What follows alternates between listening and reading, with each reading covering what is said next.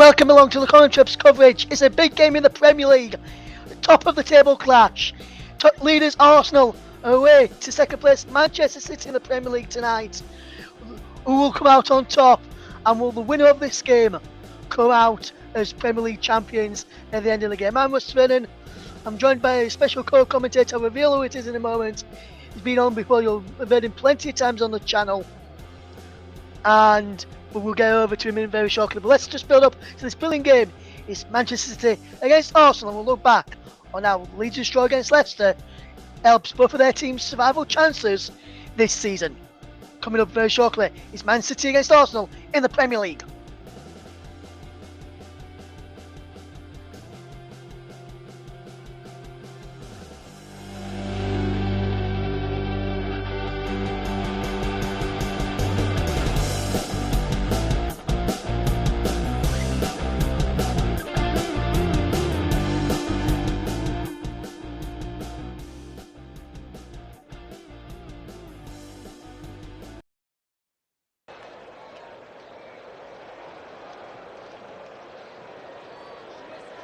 Good evening, everybody. Welcome along to the home of alternative commentary. This is the Common Trip, and we're bringing you commentary today from the Premier League. It's Manchester City against Arsenal, second against first in the Premier League title race. And we'll be getting the thoughts of Mike Onneman very shortly as well. But first of all, let's bring you the all-important team news ahead of this game. Man City made 5 changes from the 3-0 FA Cup win over Sheffield United.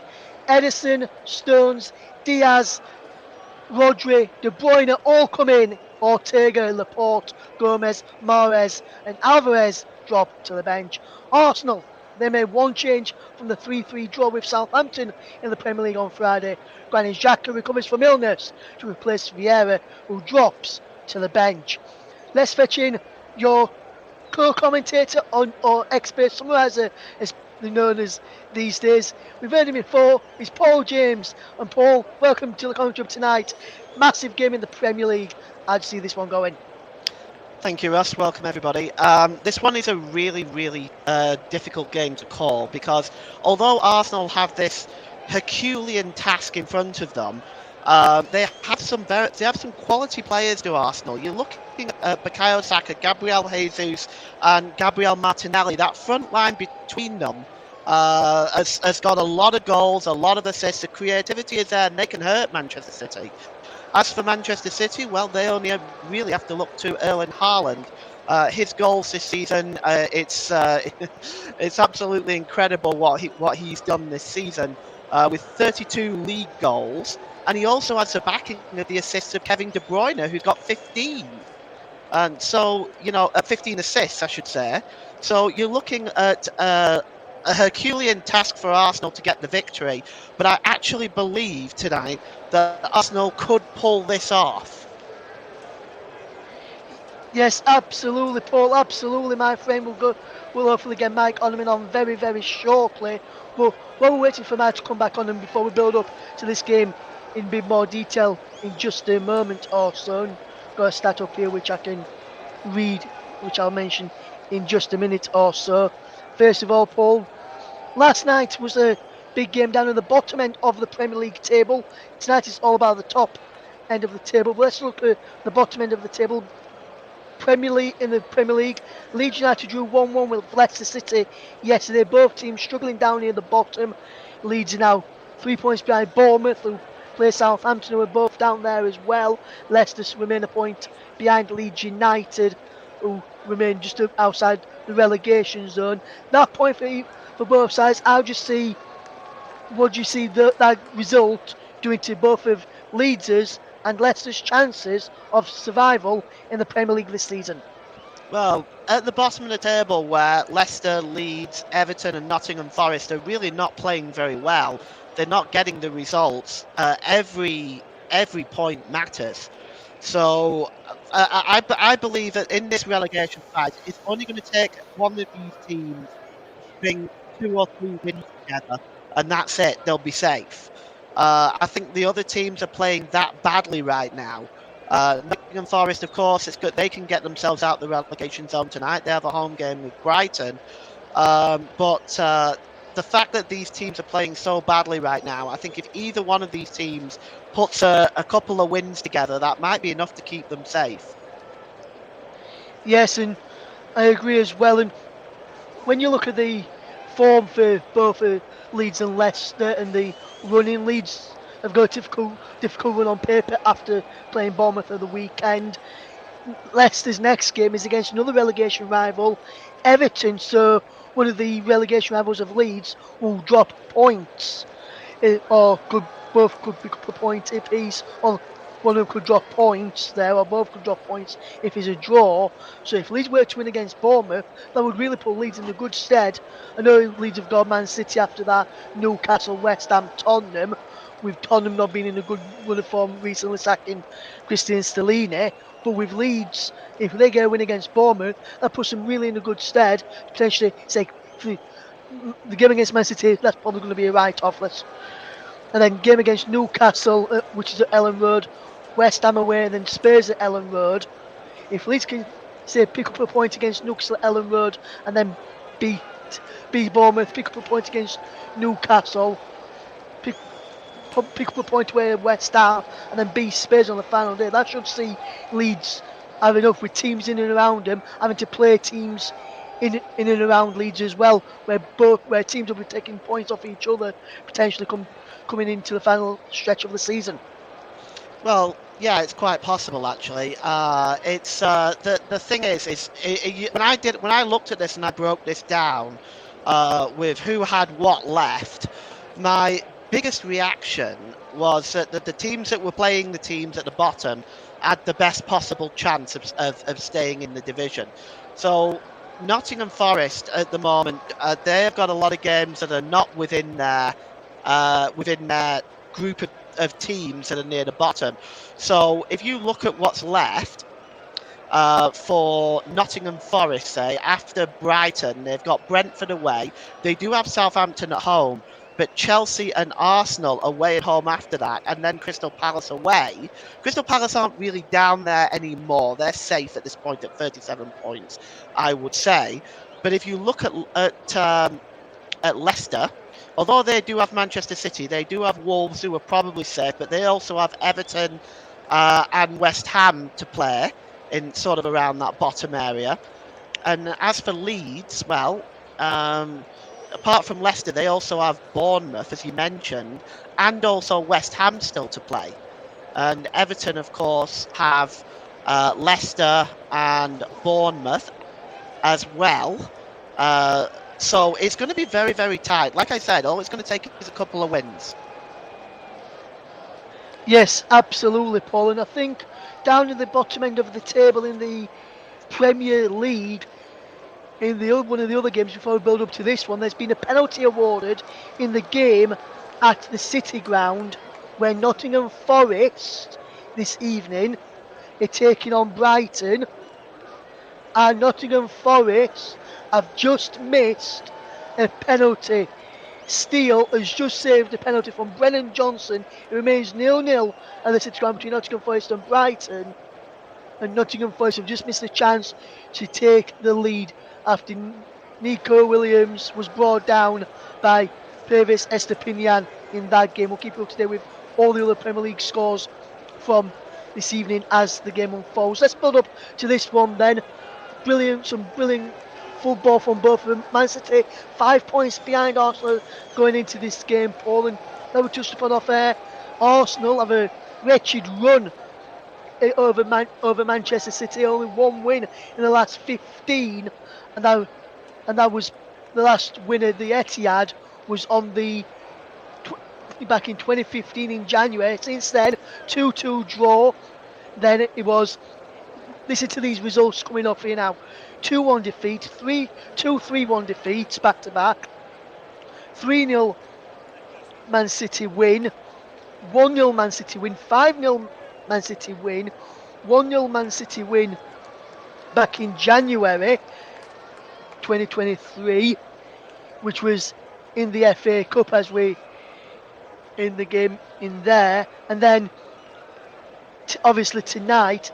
And we mentioned of Arsenal 1 winning 15 going into tonight's matches. I'll just see this. I'll just see the game going tonight, and who do you think's going to come out on top? And with Arsenal's wretched run and their recent struggles, Man City could be led back. Of Man City back in the title race. Do you think those recent struggles could come to rule and cost Arsenal towards back end of the season? Well, they've dropped 6 points in 3 games, so they certainly have allowed Manchester City back in the back door. Just looking at the last 5 league meetings, Manchester City have outscored Arsenal 12-2 in the last 5 league meetings, and these points that Arsenal have dropped have really let City back in. Now they've made it very hard for themselves, Arsenal, because they have to win tonight, really. Because otherwise, City have got these 2 games in hand.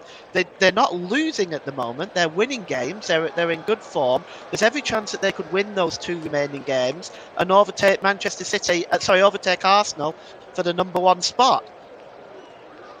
Yes, absolutely. And as you said, Man City are winning games. I saw him at the weekend, Paul, against Sheffield United. And up until they were in the game, well, Sheffield United gave a good account of themselves and well in the game up until Man City got that penalty at the weekend. But Man City didn't really look that troubled. They did have some chances, Sheffield United, but Man City never looked troubled. And that's the thing, Man City never looked troubled in games, whereas in the past few matches, Arsenal have seemed to have looked troubled and can't seem to put any sort of wins together, which is going to be which they're going to end up ruining come the end of the season and maybe even end of tonight if they slip up against Man City tonight. And we'll touch on some of the key players in both lineups now, and Erling Haaland, you've already touched upon him earlier, Paul, and he's going to be a key player. The rest of Kevin De Bruyne of the weekend, Rodri was rested of the weekend as well, as was John Stones and Ruben Diaz. So the rest of some of the key players, Manchester City. Arsenal played the exact same team bar Xhaka in for Fabinho tonight. Not Fabinho, Fabio Vieira, should I say, in tonight. That's going to be it's going to be tough ask when Man City are fetching a few fresh players. Edison as well in between the sticks. Got a few fresh legs in the side who didn't play the weekend. And also virtually played the exact team, and they're going to be probably tired because of how Southampton pushed them away in that game, which you saw here on the channel alongside Luke. Yeah, well, defensively was a great concern for Arsenal when I was commentating on that game, and I think both Luke and myself said the same thing, that Arsenal's defence was woeful that day. Well, they can't afford to defend like that today, or it's going to be, or they're going to be on the end of a hiding. They can't afford to defend like that. The goals they conceded against Southampton was pretty bad. So they have to tighten up today, they have to be better today, and they have to try to marshal Erling Haaland as much as they can, and as difficult as a challenge as that is. Yes, and one of the Arsenal players in the starting lineup tonight, Gabriel Jesus, he was formerly a Manchester City player, joined Arsenal in the summer. So majority of these Man City players, other than Haaland and Calvin Phillips, will know a lot about Gabriel Jesus. Phillips will know a lot about him when he played for Leeds against Man City last season. Haaland will know when they've come up against Man City in the Champions League when he was at Dortmund. But some of these players will know how Gabriel Jesus runs and makes the moves. How do you see that battle going between Jesus and the Man City defence, and do you think they've got enough to keep them quiet? And then on the other hand, do you think Arsenal's back line has got enough to keep Haaland quiet as well? Well, in answer to your first question, Ross, it's not just Jesus. Saka and Martinelli also add to that front line. And when I was doing the prep work for this, I was looking at the goals and assists between these 3 players. There is actually Okay, so there's actually 13, 15, 28. There's actually 37 goals between them and 10, 21 assists. So 37 goals between them and 21 assists. I know Erling Haaland's almost touched that on his own, but they are still a formidable front line. And I think they can cause this Manchester City defence some problems.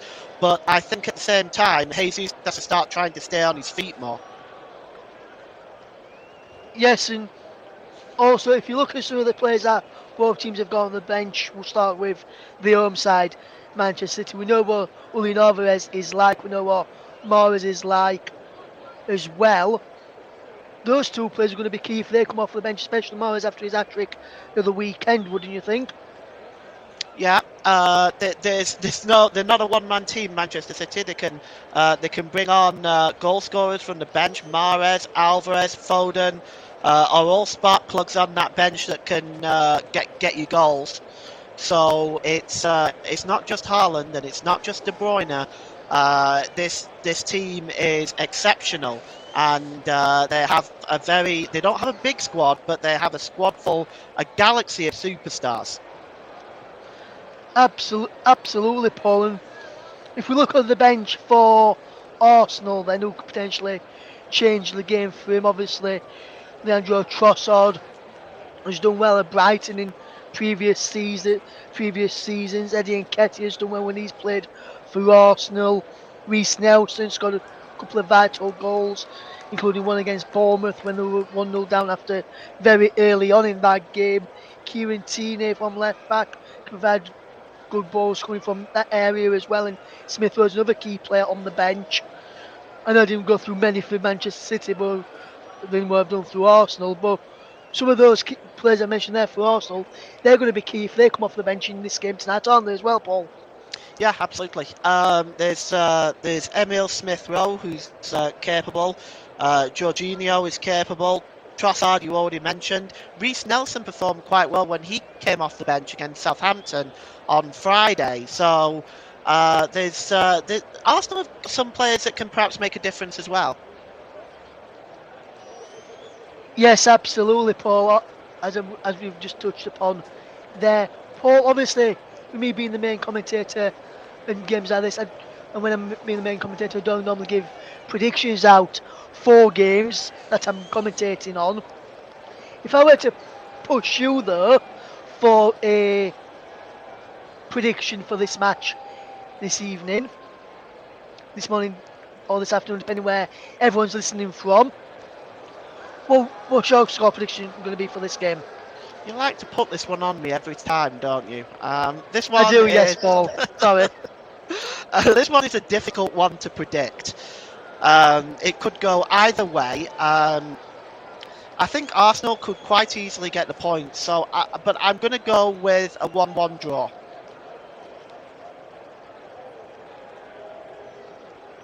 Yes, and if I was to pick one, which I wasn't going to, which I don't normally do, Paul, as I've just mentioned, but if I were to give one, I'd probably go for the same as you. I probably think it's going to be think it might be a draw this one actually, 'cause, both teams are going fairly well. Man City just 5 points behind Arsenal, as I've already mentioned.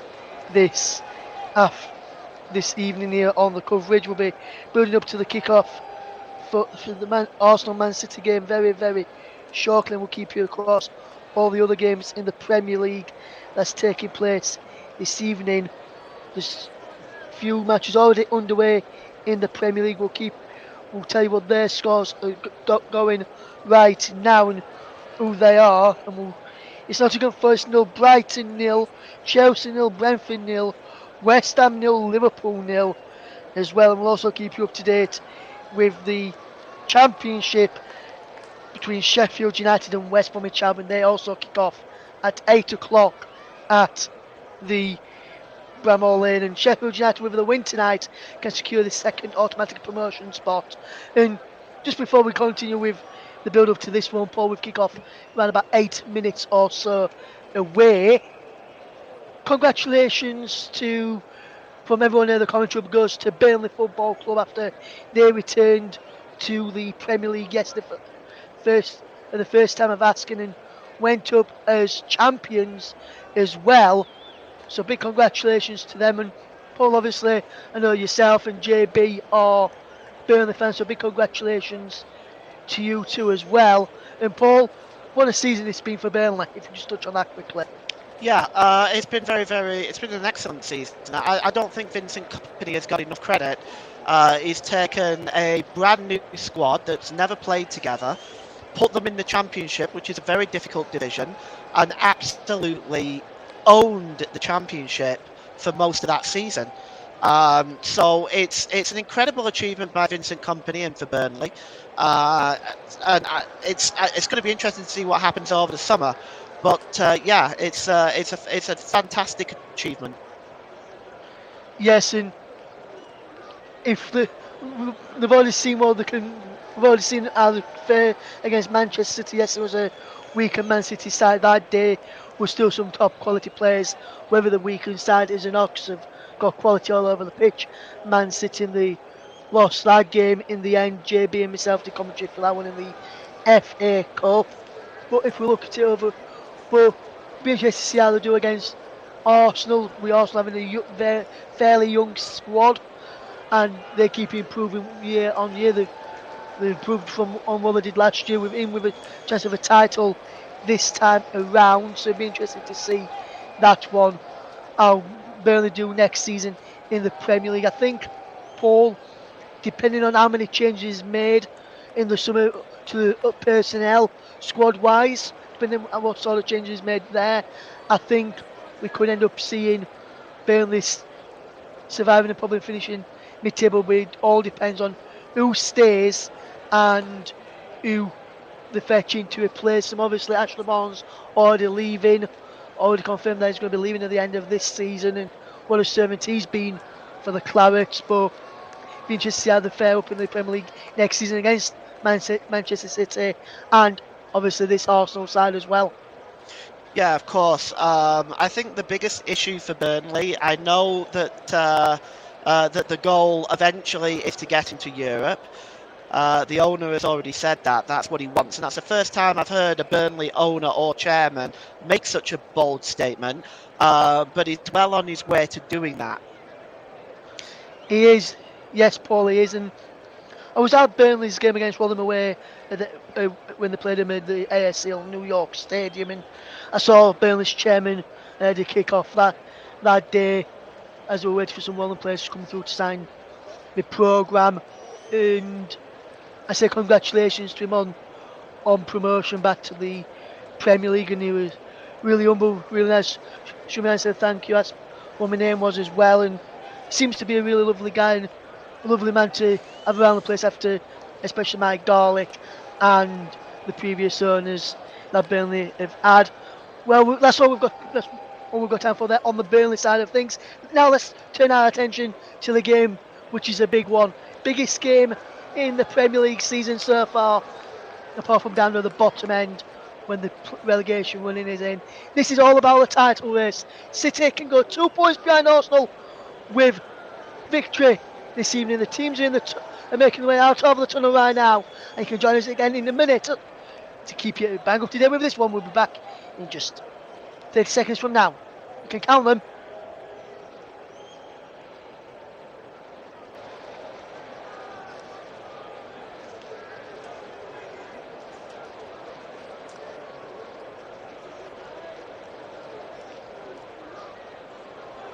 Welcome back then to the commentary coverage of the Premier League clashes. Manchester City against Arsenal. Live and alternative option remote commentary on the Premier League game. And let's take a look in just a minute of the two teams.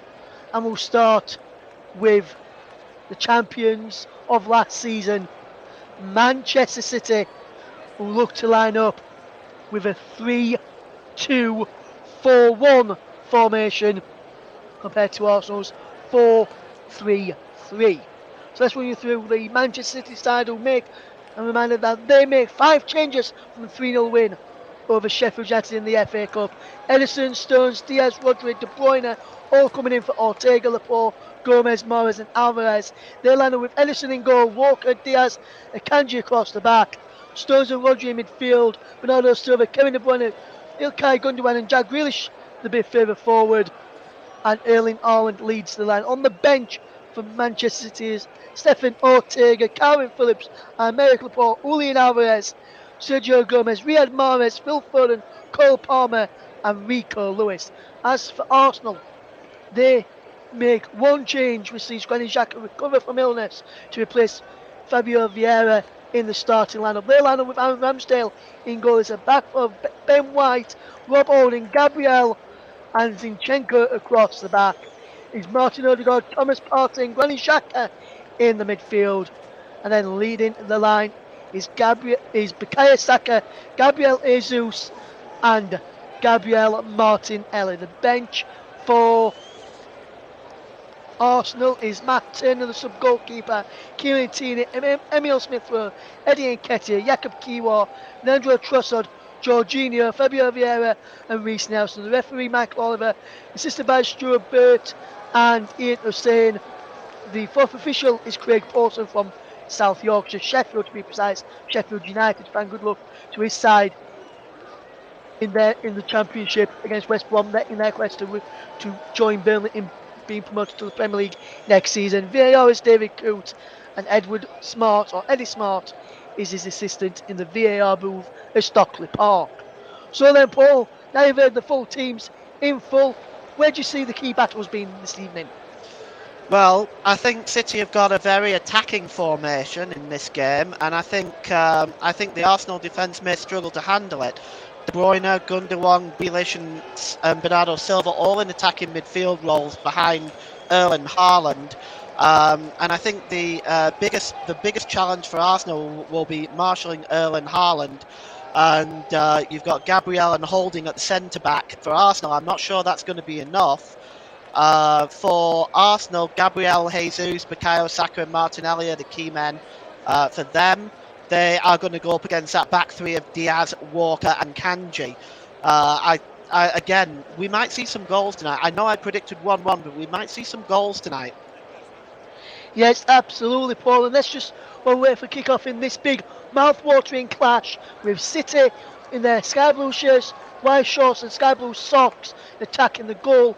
Away to my left-hand side, Arsenal attacking the goal. Away to my right side in red shirts, white shorts, red socks. Let's bring you an early goal in the Premier League. It's West Ham United 1, Liverpool 0. Lucas Paqueta on 12 minutes for the Hammers against Liverpool.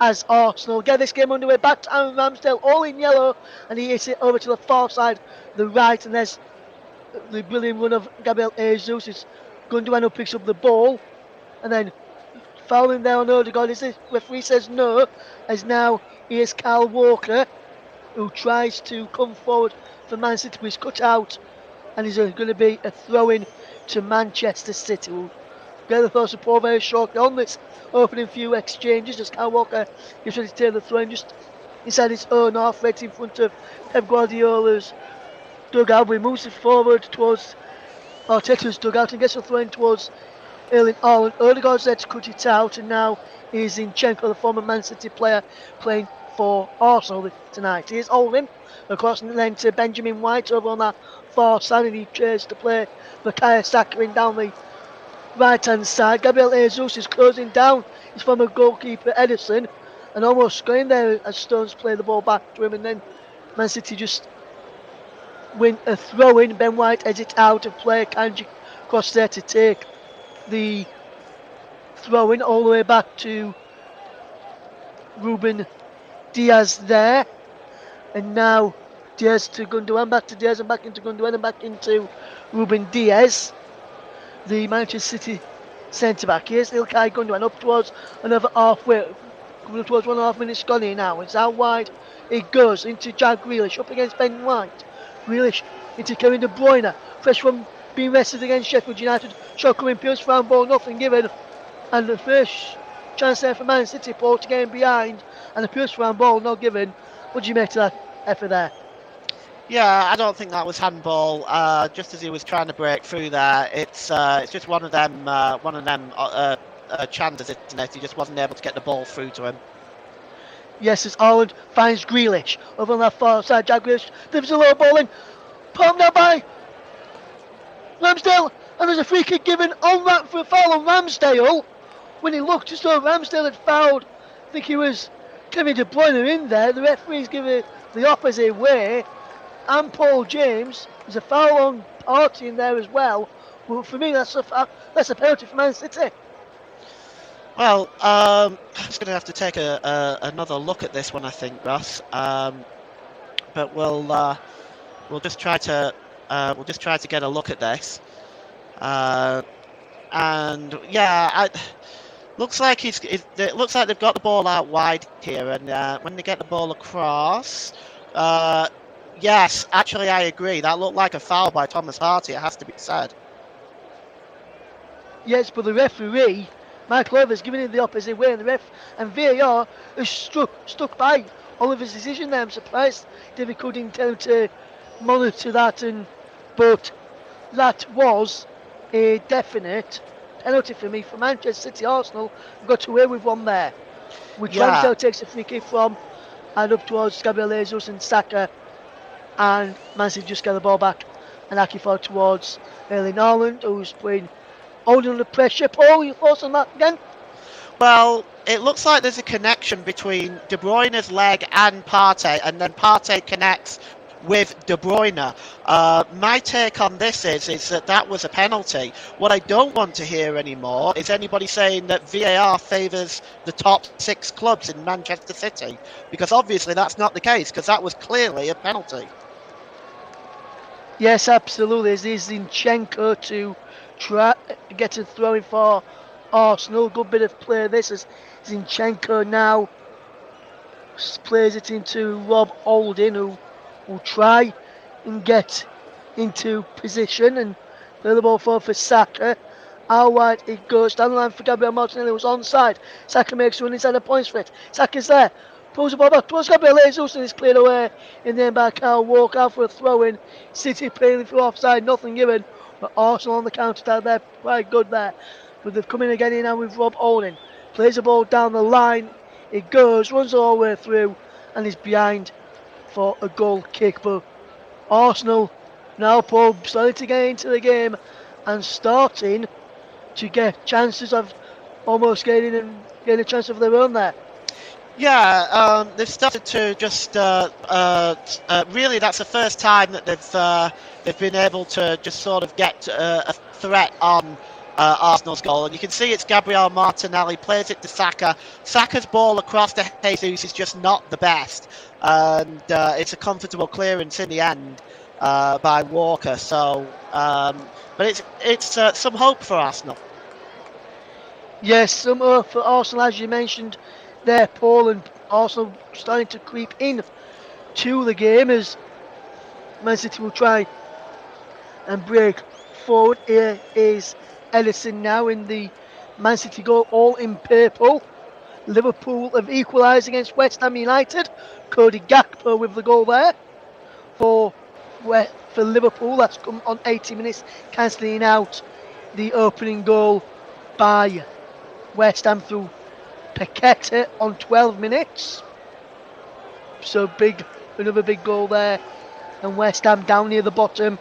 That could have an impact on whether West Ham stay up or get relegated, as Ellison almost getting caught on possession. Is cleared up towards halfway, brings it down by Erling Haaland, and there's Kevin De Bruyne. De Bruyne coming forward for Man City. Kevin De Bruyne goes for goal! Oh my word, what a goal! Kevin De Bruyne opens the scoring for Manchester City, and this is not what Arsenal wanted. To go behind early on, 6 minutes on the clock, is Man City 1, Arsenal 0, and Kevin De Bruyne is superb with the goal, and that's a fantastic effort in the end, and Manchester City take the lead, and now Gabriel Jesus is telling the Arsenal players to calm down. De Bruyne is enjoying the celebrations and lapping them up, but Manchester City take the lead, and that's a superb goal. If we ever see one up towards Haaland, who brings it down well into De Bruyne, who then just ran through. looked like he was going to run on the right hand side. He come across to the left. Gabriel had to come across as Oni was out of position, and that made the gap easier. And Manchester City take the lead, and Manchester City go 1-0 up. And Paul James, Arsenal's defence was just absolutely poor there. It was too easy for them. It was a wonderful strike by Kevin De Bruyne, don't get me wrong, but it was too easy for them. As you pointed out, Holding out of position left the open gap there for Kevin De Bruyne, but it's played forward to Haaland. It's right there in the centre circle. He hands it over to De Bruyne. Nobody's getting close to Kevin De Bruyne, and I think Aaron Ramsdale should have done better as well. Yes, and that, but Holding should have done better to try and get the ball off of Erling Haaland, and no one can really blame Gabriel there, because Gabriel had to try and cover for the mistake which was done by his centre-back partner, Rob Holding. Yeah, it was. He had to move out of his position to try to cover that space that was left by Holding. But I also noticed, I don't know whether you noticed it, Ross, but there was Pep Guardiola having a right to do with the City goalkeeper Ederson. I'm not sure what that was all about. I'm not sure what that's about, and I didn't notice that either. Paul and Manchester City have won a free kick for an offside against their former player Zinchenko, come forward from left back, playing a 1-2 with Thomas Partey down the left hand side, as Zinchenko lets to come inside and plays a midfield. So Arsenal at times go to a 3 at the back, 4 in midfield, and then 3 up front.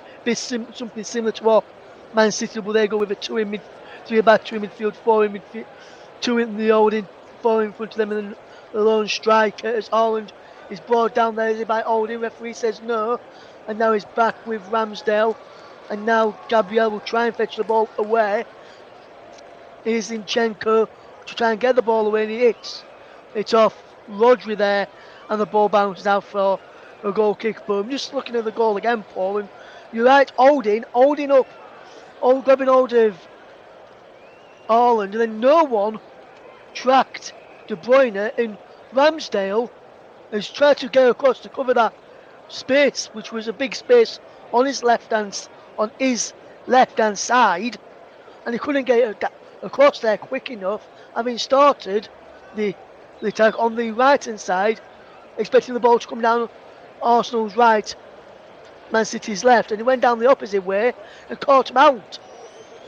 Oh yeah, definitely caught them out, Ross. Again though, like as I said at the top of the show, you can't allow yourself to defend like that, to be that poor and naive defensively, because this Manchester City team will punish you for it. Yes, and this Man City team is going forward again. It's Kevin De Bruyne again. Plays it towards Erling Haaland inside the penalty area. Blocked by Bernardo Silva, headed away by Gabriel, but the free kick is being given foul. An handball in there by Bernardo Silva as City tried to get forward. And now Arsenal will try and attack themselves now, as there's been a goal in the other game down at the bottom end of the table. It is not good news for Nottingham Forest fans.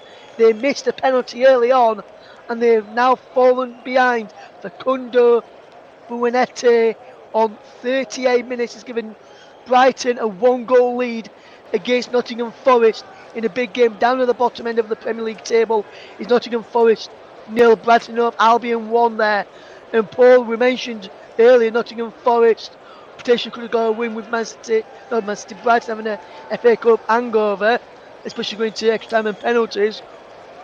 And that doesn't seem to be the case, with Brighton already 1-0 up and Forest missing a penalty in that game. Well, it's bad news for Nottingham Forest. Penalty miss was obviously a terrible thing.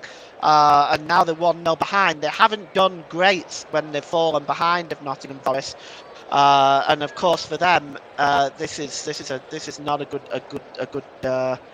good situation. Yes, as here comes Arsenal with Gabriel into Zinchenko.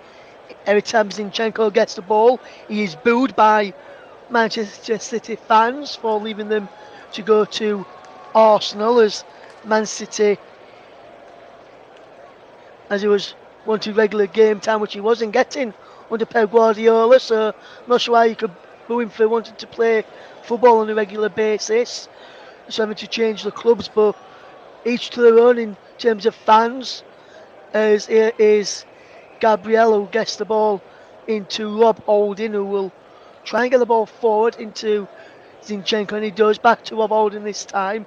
And Holding will try and spread it out to the right hand side for Saka, who brings it down well, but then the ball just bounces up after he's fetching it down out of the sky and behind for and out for a throw in, which will be taken by Manuel Akanji, who's playing at the left centre back role today for Manchester City. Remains Man City 1, Arsenal coming up towards 13 minutes on the clock here, and Man City lead by a goal to nil thanks to that early strike from Kevin De Bruyne.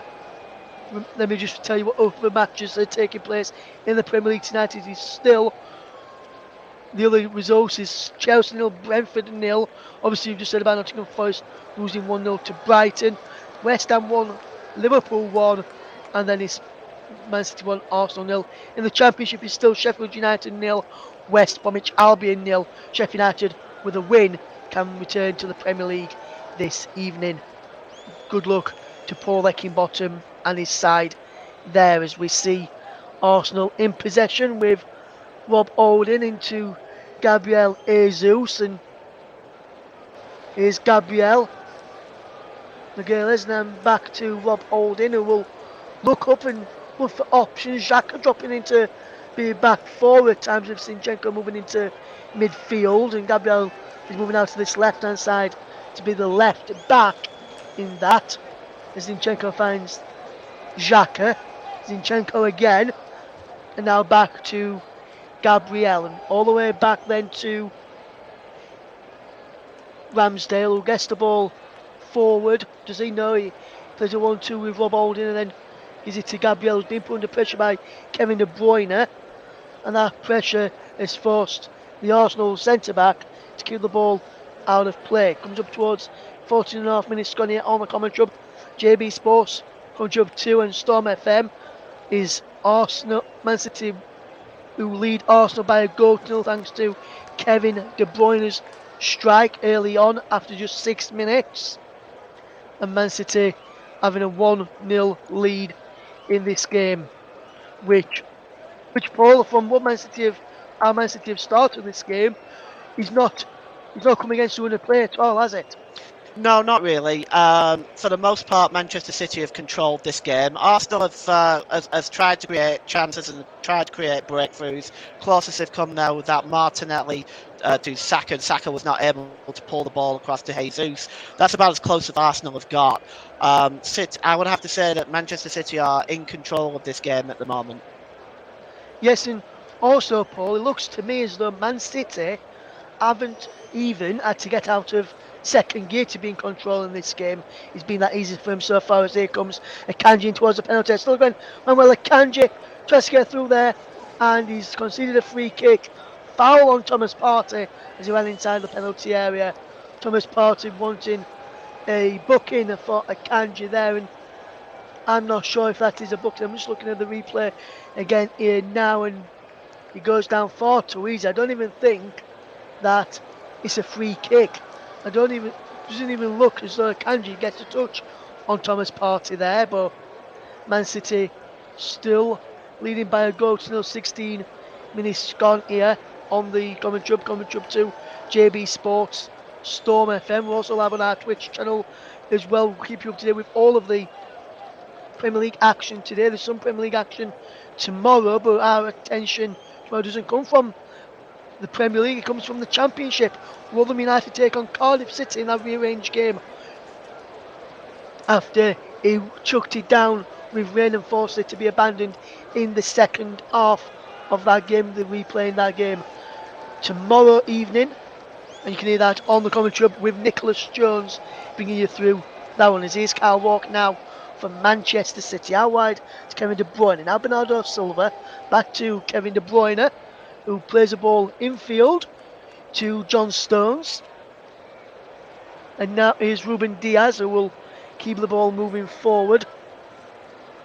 Manchester City have got it back with Ederson, who's between the sticks, and Ederson will play the ball across to the far side, and Ruben Diaz will clear it downfield. He's given away to Rob Holding, who chests it into the path of Ben White. And now Gabriel will look to play it back to his goalkeeper, Ramsdale, who's been put under pressure by Kevin De Bruyne, but manages to clear the ball away before Kevin De Bruyne gets on the end of the ball as Jesus tries to fling the ball on for Saka.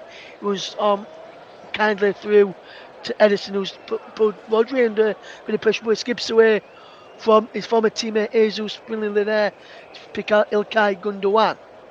Gundogan, the German midfielder who can bring some lovely balls around, has got the ball to Rodri again. Rodri now has to go back there to Ruben Diaz, who will keep hold of possession and find Gundogan. Rodri again will look forward. Haaland comes deep for it again and plays it off to Kevin De Bruyne again. But this time there's no space in behind for Kevin De Bruyne to exploit, so he has to go back. He's back with Gundogan, and then Diaz will just look up and decide to play into Akanji, to Grealish, into Rodri, back to Akanji, back to Ruben Diaz, and then Ruben Diaz will get the ball forward into Haaland, and then a quick crossfield pass there to Kyle Walker is fantastic by Rodri. Back to John Stones it goes, and Stones will drop it to Diaz, who will drop it into the path of Ilkay Gundogan. And back to Diaz, and back to Gundogan, and back to Diaz inside the centre circle. Ruben Diaz across there to John Stones.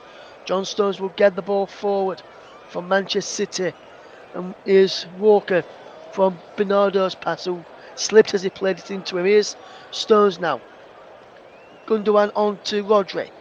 Now it is Ruben Diaz again.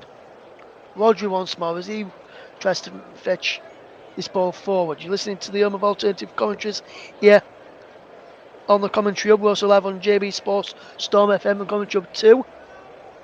And also live on our Twitch channel as well. If you want to tune in and find out and listen to us, you can do.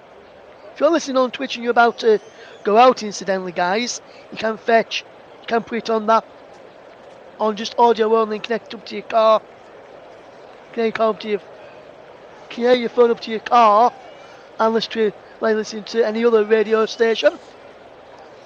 As Kevin De Bruyne wins Manchester City a free kick. Coming up towards 20 minutes gone, then Man City still lead by that early goal from De Bruyne. A goal to nil it is. Man City 1, Arsenal 0 as De Bruyne drops it into Rodri, and he wins a free kick, fouled by Thomas Partey.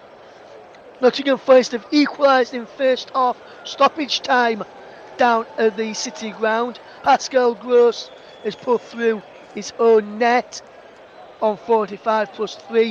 It is now half time there. It's Nottingham Forest 1, Brighton Hove Albion 1. And Paul, we've around about 20 minutes gone in this game, or just over 20 minutes now. What's your overall thoughts on the opening 20 minutes? Well, it's possession football by Manchester City. I mean, they kept the ball for nearly 5 minutes there.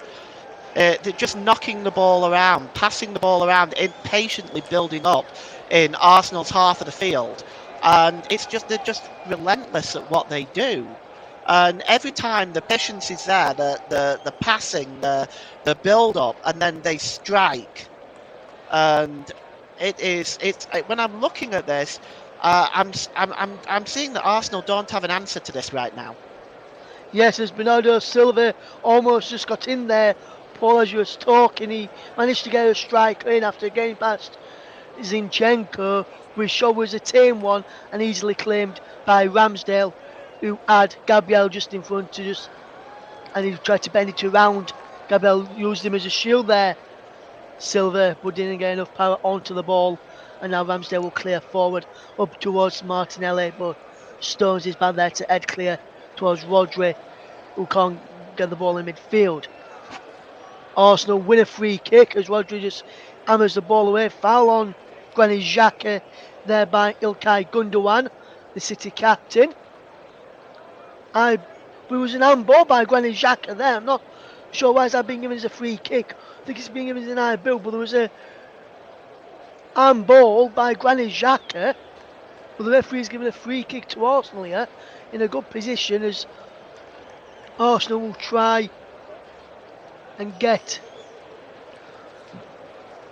an equaliser before half time. Can they do that, or will Man City keep the lead? Arsenal win a free kick. Haaland's just gone down off the ball here. Well, so the referee's having a word with Gabriel and Haaland. What were you going to say there, Paul, while the referee just speaks to Gabriel and Haaland? I think Gundogan there was definitely a handball by Xhaka, but I think Gundogan kicked Xhaka in the head first, so I think the referee gave the original foul before the handball. Yes, as Xhaka takes the free kick in towards the head of Gabriel, and Gabriel's header just goes wide in the end, and that was a poor chance there for Arsenal. And we're just seeing the goal again from Kevin De Bruyne. Wonderful ball through from Haaland, and you're right, Paul. Ramsdale should do a lot better with that, but Gabriel cannot be blamed. He's got to be Rob Holding to be blamed, because he got too tight to Haaland and left a big hole at the back there. And just before you get on that one again, Paul, there has been a goal in the Premier League in the game at Stamford Bridge. Chelsea 0, Brentford 1. Cesar Azpilicueta with an own goal in that one. But do you agree with me that you can't really blame Gabriel for the Arsenal conceding that opening goal from De Bruyne? No, it falls on Holding, in my opinion. It's out of position. De Bruyne has that gap there. I think Ramsdale has a clear view on it, and that's why I think he needs to do a little better. Yes, here come Arsenal again. It's Gabriel Jesus with the ball over on that far side, the right. Finds Saka, drops it back to Martin Odegaard, who attacks towards the penalty area.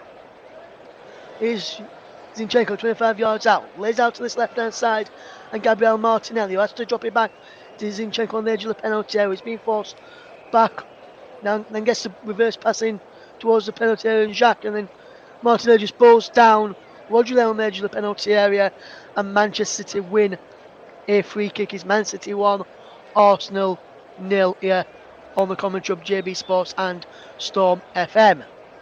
As we see that free kick being given again, and silly challenge there from Martinelli. Rodri was going nowhere. He was going across his box, and the Arsenal players there going across his box to clear that there. Yeah, this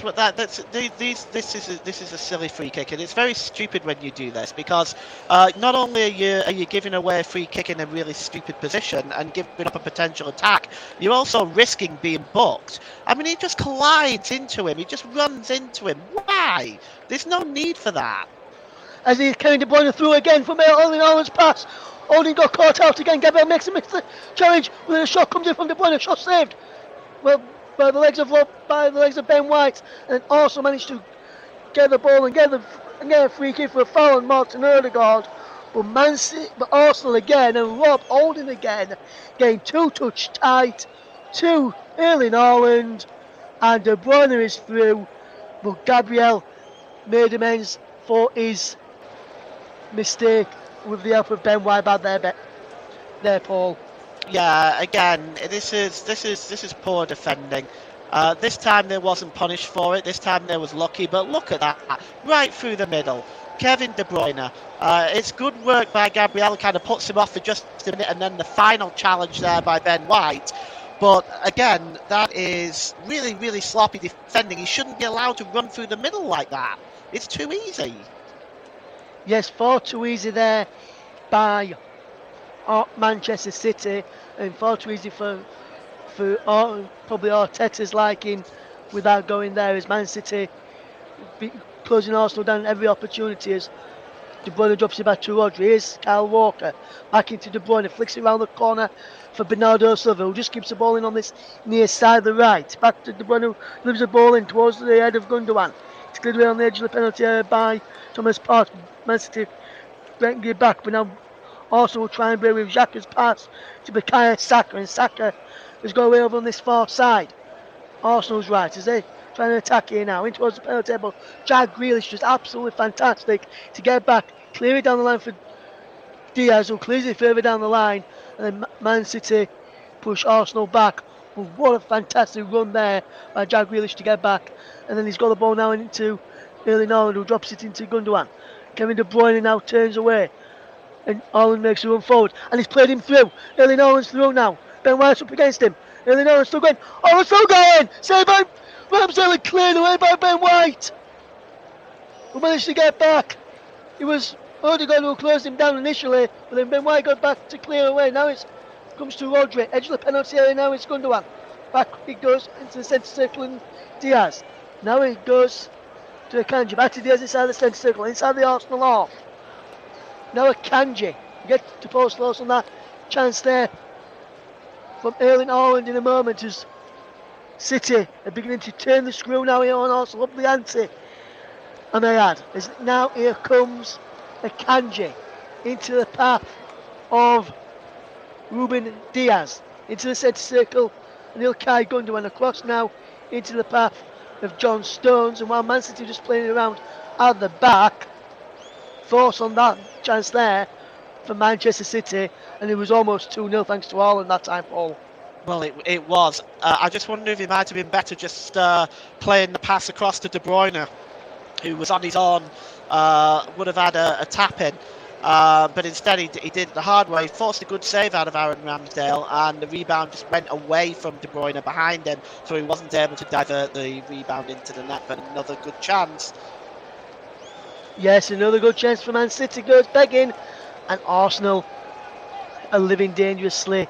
Now 29 minutes gone, and Manchester City fans all clapping here for some reason or another, not sure why for a moment. They were standing there as well. Man City will now sit back down as it is the goalkeeper Ederson who will try and get the ball forward. Man City lead by a goal to nil thanks to the strike from De Bruyne on 6 minutes. If you're just tuning into us here on the commentary up to JB Sports, Storm FM, and our Twitch channel as well. If you're listening while you're working, thank you very much for doing so. If you can, and put a message in to let us know what you're doing while listening to it, whether you're making tea or you're driving home from work and listening. And if you're driving home from work and it's definitely good to do so, do drop us a message in the comment section if you can. Or if you're driving around, or you're shopping and listening to us, or you're sat at work and can't watch, so you've decided to put us on, let us know. You can tweet us if you want. Commentary Live, and we'll have a look at any tweets that come through in a few at half time and reach them out in the second half. As is Walker tries to win a free kick, but Man City get the ball with Bernardo Silva into Ilkay Gundogan. Here's De Bruyne back to Ilkay Gundogan, out wide to Bernardo Silva. Down the line is Kyle Walker, back to Bernardo Silva. Inside is Gundogan. De Bruyne, Gundogan again, and drops it back to Stones into the centre circle inside the Arsenal half, and Ruben Diaz. Now it's Stones inside the centre circle, who gets the ball into Ilkay Gundogan, who gets it to Diaz back inside Man City's half, and he will get into the centre circle for Rodri, who's got Stones to play to, and he's got Bernardo Silva on this near side of the right. He will play it into Ruben Diaz, and Man City will keep hold of possession. 31 minutes gone here. Man City 1, Arsenal 0 here in the Premier League. Kevin De Bruyne plays it out wide there to Jack Grealish. Grealish sits over the top looking for Erling Haaland. Can he get his 49th goal of the season? He can't. Fantastic effort though from the Norwegian, who forces Aaron Ramsdale into a fantastic save. And that's another good decent chance there from Man City, Paul. And Arsenal defence again was absolutely nowhere. Well, it could be 3 or 4 goals already in this first half, Ross. And just looking at this again, it's possession football by Manchester City. Unlike Arsenal, they're not giving the ball away. They're not turning the ball over in dangerous positions. And the build-up is just so patient here, right from the centre circle. Just slip to De Bruyne, over on the far side there. And it's just a chip over the top to Erling Haaland, and he gets a shot away. It's a comfortable save by Ramsdale. But again, it's so quick when they strike. So quick to just launch the ball into the penalty area. Perfect for Erling Haaland. It was just a bit of a tight angle for him, to be honest. It was, Paul, yes, absolutely spot on there, my friends. Half-time whistles have gone in the games which are being played in London. The London Stadium is West Ham 1, Liverpool 1, and the Stamford Bridge is Chelsea 0, Brentford 1, and Frank Lampard has lost 4 games on the bounce, could end up losing 5 games on the bounce if Chelsea don't turn this game around against Brentford, as we just see that chance again, Erling Haaland from the tightest of angles, and Aaron Ramsdale makes a fantastic stop there to keep it out, and that's the Haaland chance again where Ramsdale made another fantastic stop, so Haaland would have had at least 2 goals in this game. It remains Man City 1, Arsenal 0. If you just tune into us here on the commentary, we also have on the commentary to JB Sports and Storm FM, and also our Twitch channel as well. Here is Haaland, out wide to Jack Grealish. Grealish drops the ball back to Kanji. Now Diaz.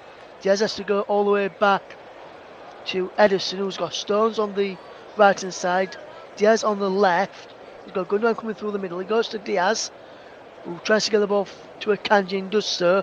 Kanji almost loses out, and then Arsenal with Saka just put blocked his ball route back to Ederson, and he's behind for a goal kick. And well, we've seen almost 34 minutes in this game, and Man City, as I mentioned earlier, have only been used to using 2 gears in this game. They haven't really got to second gear so far. And Arsenal, I think they're still in reverse. I don't think they've even got to the changing room yet. Well, they've really struggled to get the ball off Manchester City. Manchester City are a possession football team. We'll come back to that moment in a minute. Paulus Arsenal on the attack with Saka. Edge of the penalty area is Odegaard. Sets to Partey, who strikes, and he's just wide from Thomas Partey. Excuse me, as Arsenal trying to come forward there. Sorry about that, Paul. We'll come back to your point in a minute. But Arsenal on the edge of the penalty area is Odegaard, Tino Thomas Partey. And Thomas Partey tried to do Kevin De Bruyne and curl it into that the far corner, but he couldn't do so. And that went the wrong side of the post there. And that was a good chance for Arsenal to get back on level terms just before half time, having not really got out to reverse yet.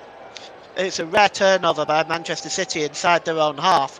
And Thomas Partey here just gets it on the edge of the area, strikes it first time. I think Ederson had it covered, but it's a little bit of hope for Arsenal.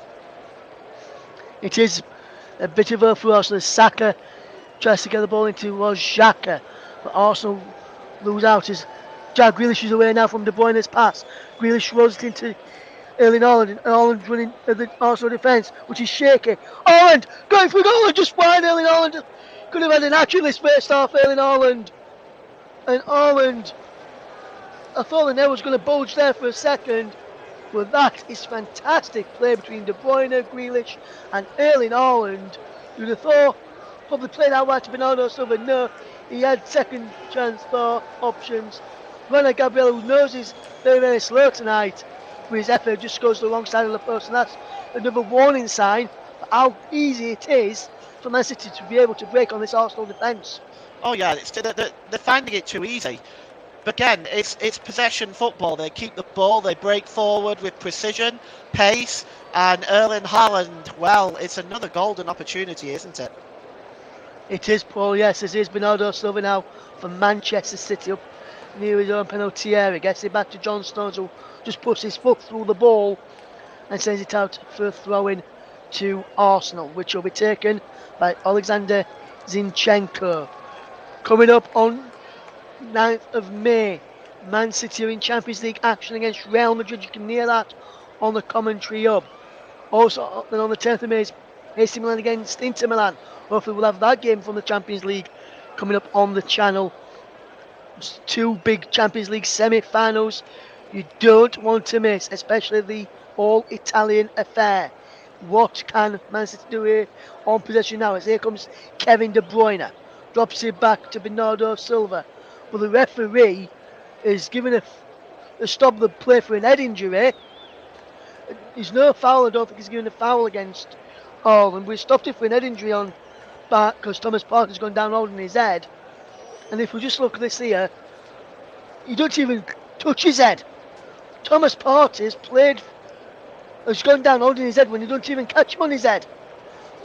Well, I'd just like to take a look at that again, Ross. I think at the moment, with Arsenal being outplayed the way that they are, I don't think there's any reason for Thomas Partey to waste any time. But of course, he may just be trying to slow the game down, and it looks like there is some connection there.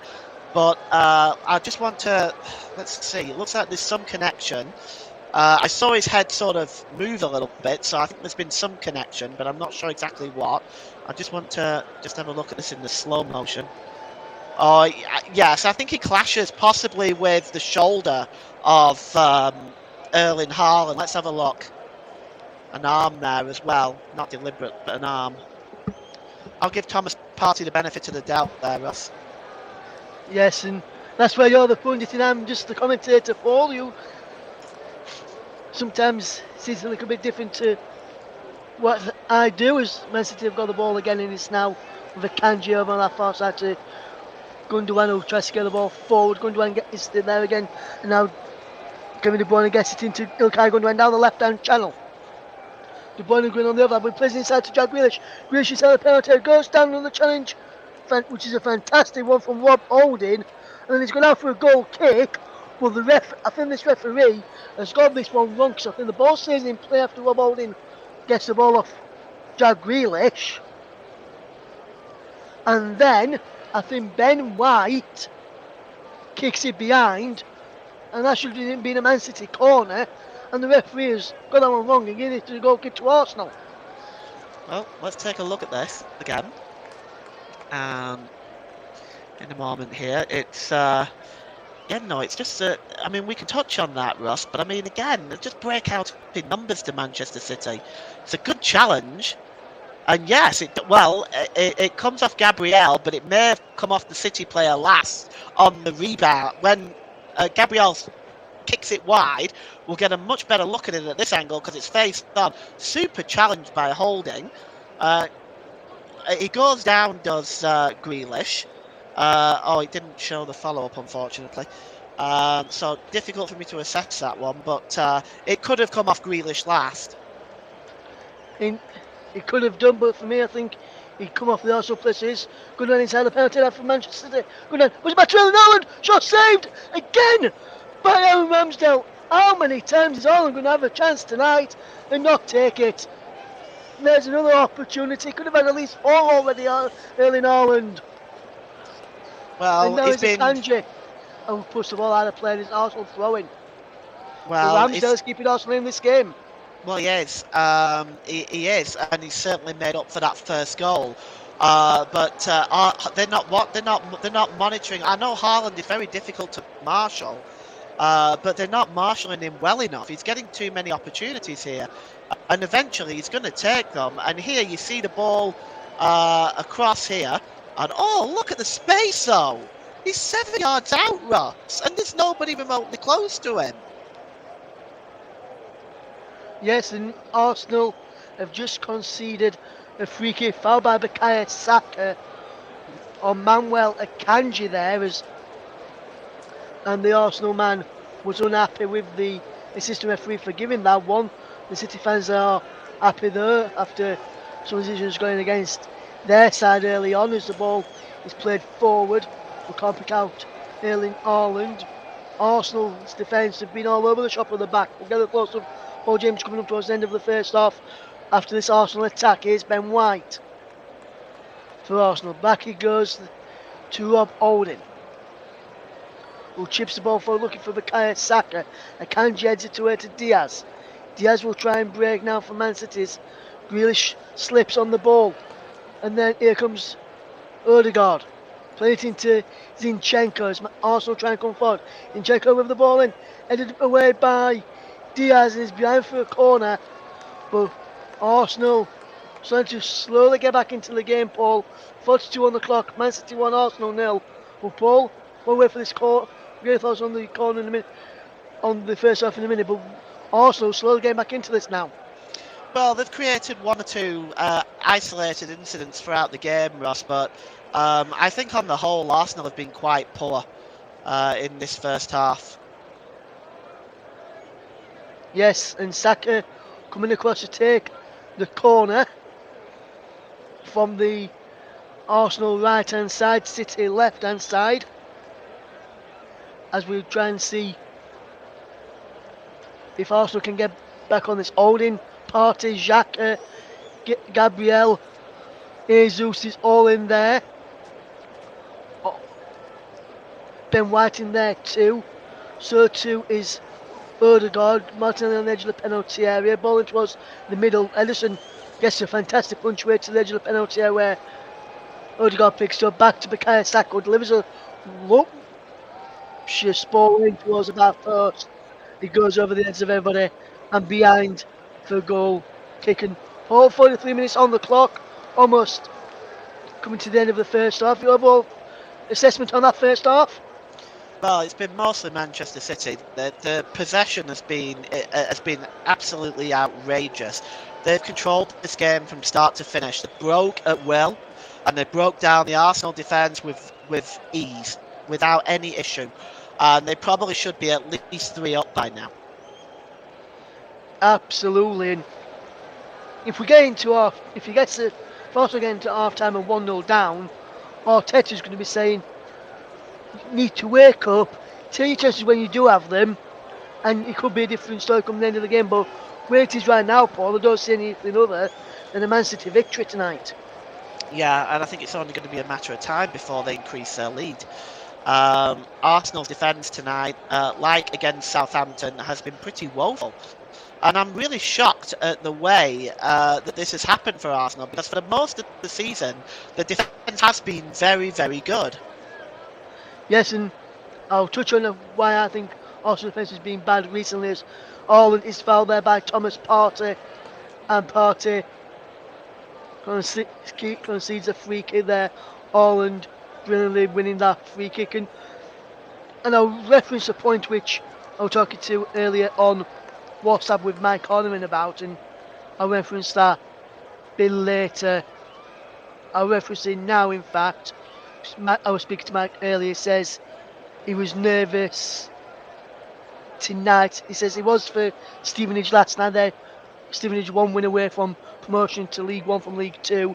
Is for Arsenal tonight. He says he didn't know how he's going to be on Saturday for the Stevenage game. And he says Saliba is a big miss. He thought Xhaka would have been a big miss if he was going to be out. He says if Xhaka was out, Jorginho had to start, as we see, 2 minutes rather than time. He says Alden needs to have the game of his life. Well, if this is the game of his life, let's see what not is the game of his life. I said there's the second goal for Manchester City. How is it? The flag is up for offside against John Stones, and that was so easy again for Manchester City from that set piece this time, Paul, which Bernardo Silva left for De Bruyne to take in, and he may have just gone a fraction earlier there, John Stones, on the replay. But Man City, there's a warning sign for Arsenal. Set pieces, Man City can punish you. Yeah, well, I'm going to take another look at this, but it looks like again it's De Bruyne is stepping up here. He's going to swing this one in, but in fact, when he gets it in, there's the header. There's the header, and nobody is marking him. Now, yes, he does go early. I think he's offside, no question. But nobody is watching him. Nobody's tracking his movements. Oh, hang on here, Paul. Hang on here a minute, Paul. I think this goal may be given. I think the second goal there may end up being given.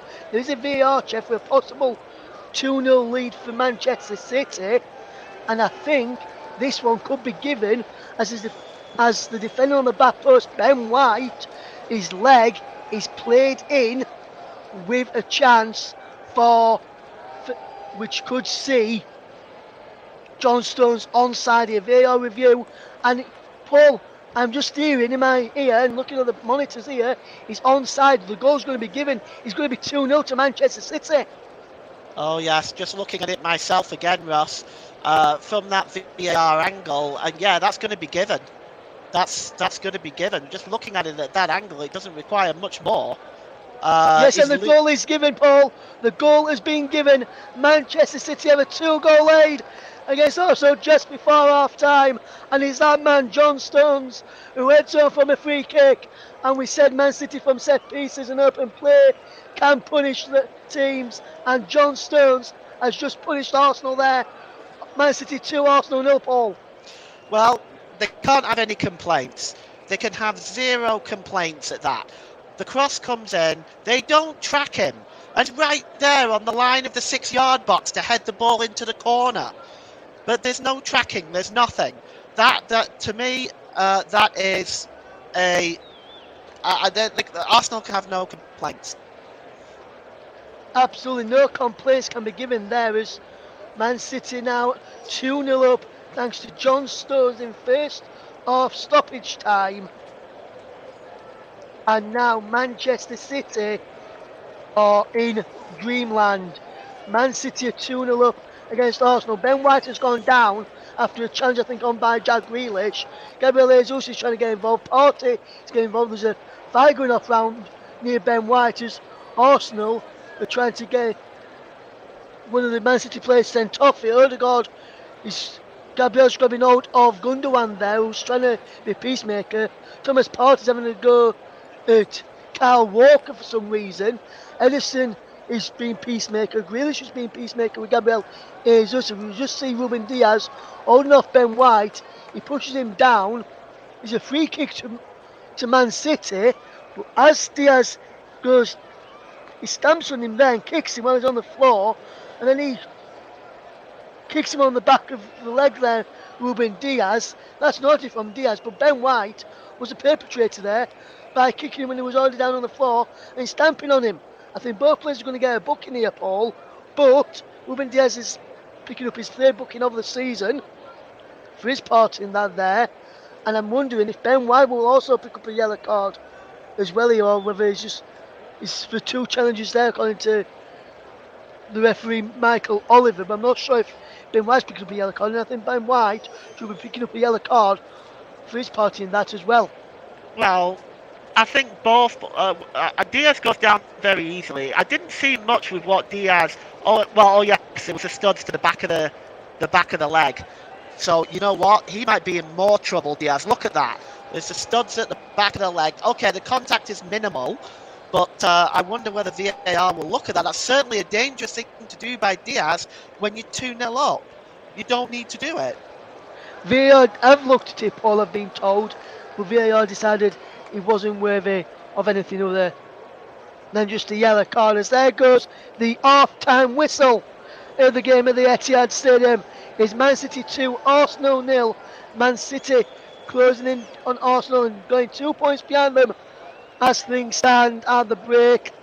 But Manchester City have a 2-goal lead. Just to tell you at half-time in the Championship is Sheffield United 0, West Bromwich Albion 0. Sheffield United with a win will be promoted to the Premier League for next season. Other scores to tell you about in the Premier League right now is still Nottingham Forest 1, Brighton 1, Chelsea 0, Brentford 1, West Ham 1, Liverpool 1. With Paul, Man City 2, Arsenal 0. Your overall thoughts on the first half before we take a quick break? Arsenal are being dominated. It could have been easily have been 4 or 5. Defensively, they've been poor. They haven't created much going forward.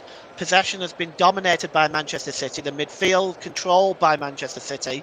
I think it needs a supreme effort by Arsenal in the second half if they are going to get back into this game. Absolutely, Paul, absolutely. Arteta's got plenty of work to do if Arsenal are to get back into this game, as Paul rightly points out.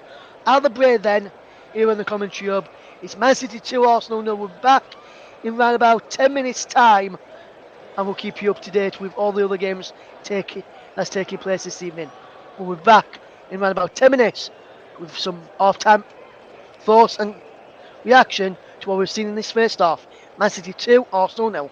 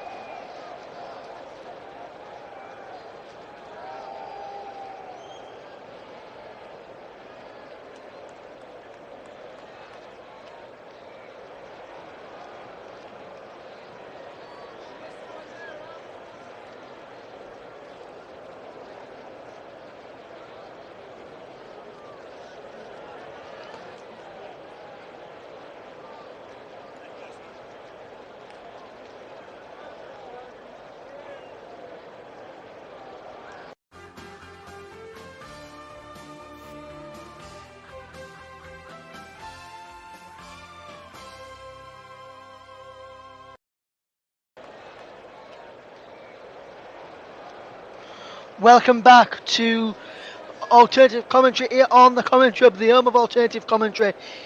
This is the unofficial product of the Premier League commentary. It's Man City 2, Arsenal 0 at half time. And we're getting ready for the second half shortly, and we'll be looking toward for good second half game as we get ready for the second half. Then, as we get ready for the second half, then Paul, looking at the end of the second half, then my friend, I just see the game going. And what do you think both managers should be saying to their teams at the ready for at the end of the second half? I think for Pep Guardiola is going to be saying that you've got to take these chances. 2-0 is a pretty shallow lead at times, so he's going to. I think he's going to want them to take more chances. He doesn't believe in sitting back. He generally likes to walk all over teams, and Arsenal won't be any exception. As for Arsenal, well, they need to start creating chances. They need to stop giving the ball away in midfield, and they need to tighten up defensively. At the moment, they're being picked off too easily. And I think for Arsenal, I think stop giving the ball away in midfield. That's where this battle has been won and lost. Yes, and just quickly tell people the start of the second half. We have seen an early goal in the game between Nottingham Forest and Brighton. And if you're down in the bottom, your team is down in the bottom fighting for relegation, then it's not a good news. Nottingham Forest are leading by 2-1 thanks to Danilo strike on 69 minutes. As for West Ham, they've had a goal disallowed. It's still 1-1 against Liverpool. Jared Bowen thought he put West Ham 2-1 in front. Well, that has been disallowed. We get ready for the start of the second half very, very shortly as we get ready to see how the second half goes. And Paul, if you look at the second half, and look at the both benches as well, who do you think's got the more game-changing options to come on and change the game if either side needs it changing? Well, probably Manchester City. Riyad Mahrez, Julian Alvarez, Phil Foden are the spark plugs on that Manchester City bench, but Calvin Phillips, of course, is an England international. Sergio Gomez. They've got talent all the way through that team. For Arsenal, they have a couple of options too. Leandro Trossard, Emil Smith-Rowe and Reece Nelson, I think, will be the best options for them. But we'll see how it all plays out. Jorginho, maybe. Yes, and I was just about to mention, you mentioned Jorginho then, that's what some Arsenal fans will be shouting about. Do you think if Arsenal were to fetch on, say, likes of Smith-Rowe, Trossard, Nelson and Jorginho in the second half, Arsenal could get back into it if Man City if we can take the chances as well that they do have? Well, that's speculative, I suppose, but it's certainly not going to hurt to try, because currently the midfield at the moment is being swamped by Manchester City. They're controlling everything in the midfield, so it's not going to. I don't believe it's going to do make matters any worse. Whether it fixes it or not, I don't know. This is, like I said, this is a very strong Manchester City team. They seem to have reverted to a 4-3-3 themselves. But you can see Grealish sometimes dropping back and Silva dropping back to add 4 into the attacking midfield, and Rodri dropping into the holding role occasionally. So it's a very flexible system, and it seems to be working for Manchester City so far. Yes, it does, Paul. It does seem to be working so far at the start of the second half for Manchester City, and be interesting to see if Man City do extend their lead at any point in this game. It looks like no changes maybe for either side as at half time as we get ready for the second half to get underway. Not sure if there is any changes. It doesn't look like any changes to either side, and be interested to see what how the game unfolds as Man City get the game off and underway. Again, as Ederson clears the ball forward with his right foot, City now attacking the goal away to our left, and they're coming forward straight away into Kevin De Bruyne inside the penalty area, an air shot, and that goes in towards the penalty area. Remains Man City 2, Arsenal 0, and Man City almost punishing Arsenal early on in the start of the second period as they will try and get on the end of some of those long balls forward with the likes of De Bruyne amongst others for Manchester City as they will try and come forward again. De Bruyne goes down, no foul by Gabriel. The second half teams in Ederson for Man City, Walker, Diaz and Kanji across the back, Stones and Rodri in the anchorman role, Silva, De Bruyne, Gundogan and Grealish with Haaland in attack. As for Arsenal's Ramsdale in goal is a back four of White, Holding, Gabriel and Zinchenko, a midfield of Odegaard, Partey and Xhaka. Then the front three for Arsenal is Saka, Jesus and Gabriel Martinelli as Granit Xhaka wins an Arsenal free, as Gabriel Jesus wins Arsenal a free kick at the start of the second half. And Paul, what do you want to see more from Arsenal at the start of the second half in terms of action going forward? What do you like to see more from? I'd like to see them keep possession better than they are doing. And with that, I'd like to see them bring Saka into the game more, because Saka is very dangerous. I think Saka, I think, would have the beating of a Kanji. But it's at the moment they just keep giving the ball away. Yes, as Saka comes way down this right-hand side for Arsenal. Bukayo Saka still running in towards the edge of the penalty area, rolls it across to Granit Xhaka, out wide to Alexander Zinchenko, back to Granit Xhaka, whose effort is easily saved in the end. And now Manchester City will try and break. It's Kevin De Bruyne up over halfway, plays the ball through looking for Ilkay Gundogan. Gabriel wanting Ramsdale to come, he wouldn't. Gabriel had to take charge of that, plays it to Odin, who clears up the line for Odegaard, who keeps the ball in play, gets the ball back to Ben White, back to Rob Holding. Arsenal are 6s and 7s again at the back there. We'll get to see what Paul reckons about that effort in just a moment or so.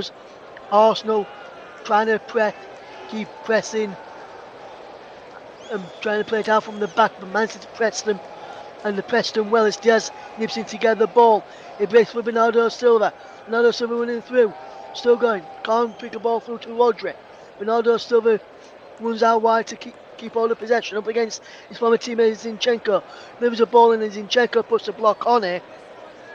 And Arsenal, again there, Paul, almost are 6s and 7s defensively at the back. Yeah, once again caught out. I think it's Gabriel that had to come across and make that interception. But it's once again, they don't seem to be learning from these mistakes, and Manchester City are picking them off at will here. Absolutely, Man City have got a corner here now, which it looks as though Kevin De Bruyne is going to cross the takeover on that far side, and he delivers the ball in towards the penalty area. Rodri heads it back in towards goal. Grealish flicks the ball back in. Kanji breaks for Diaz inside the penalty area. Rodri can't get a strike, and he breaks for Saka, who can get Martinelli away. Can he? No.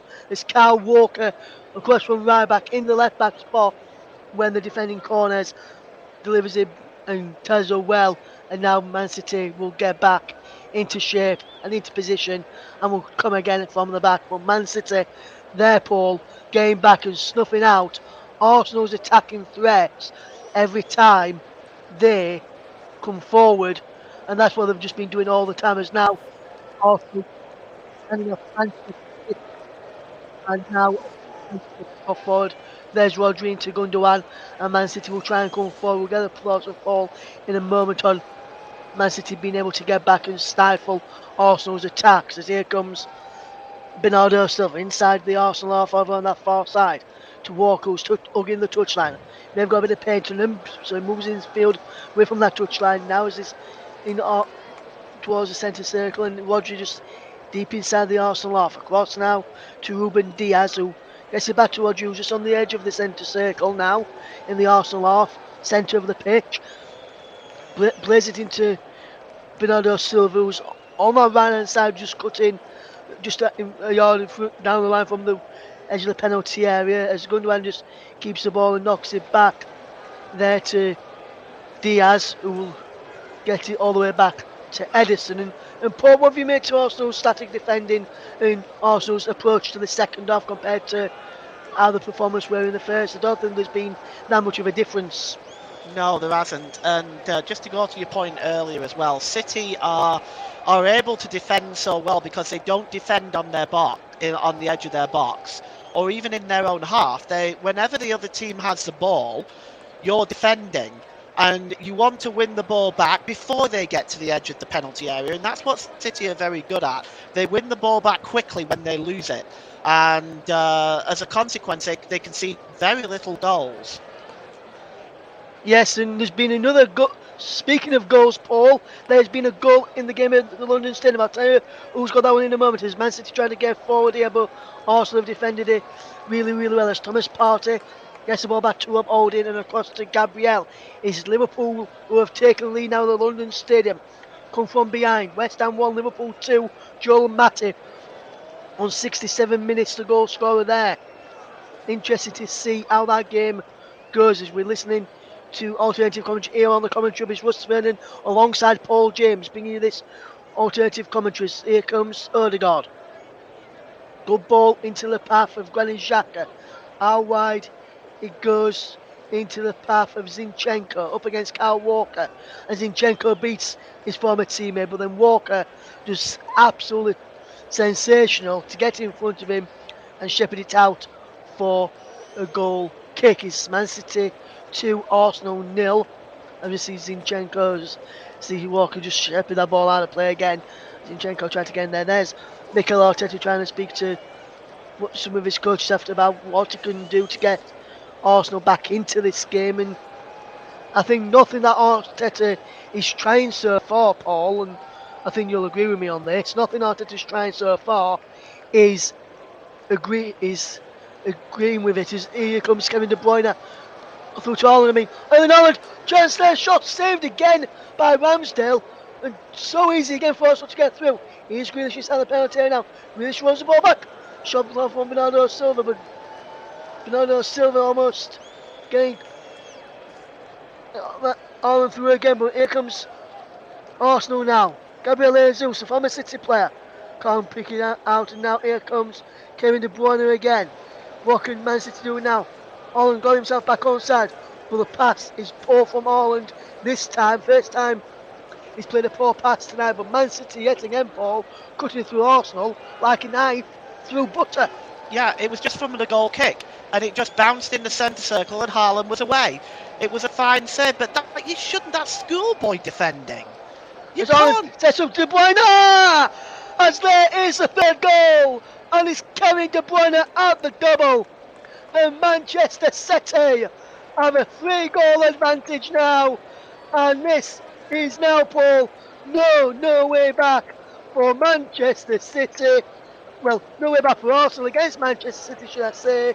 And Kevin De Bruyne has made it Man City 3, Arsenal 0, 54 minutes on the clock, and Arsenal's title hopes are dashing as this unravels.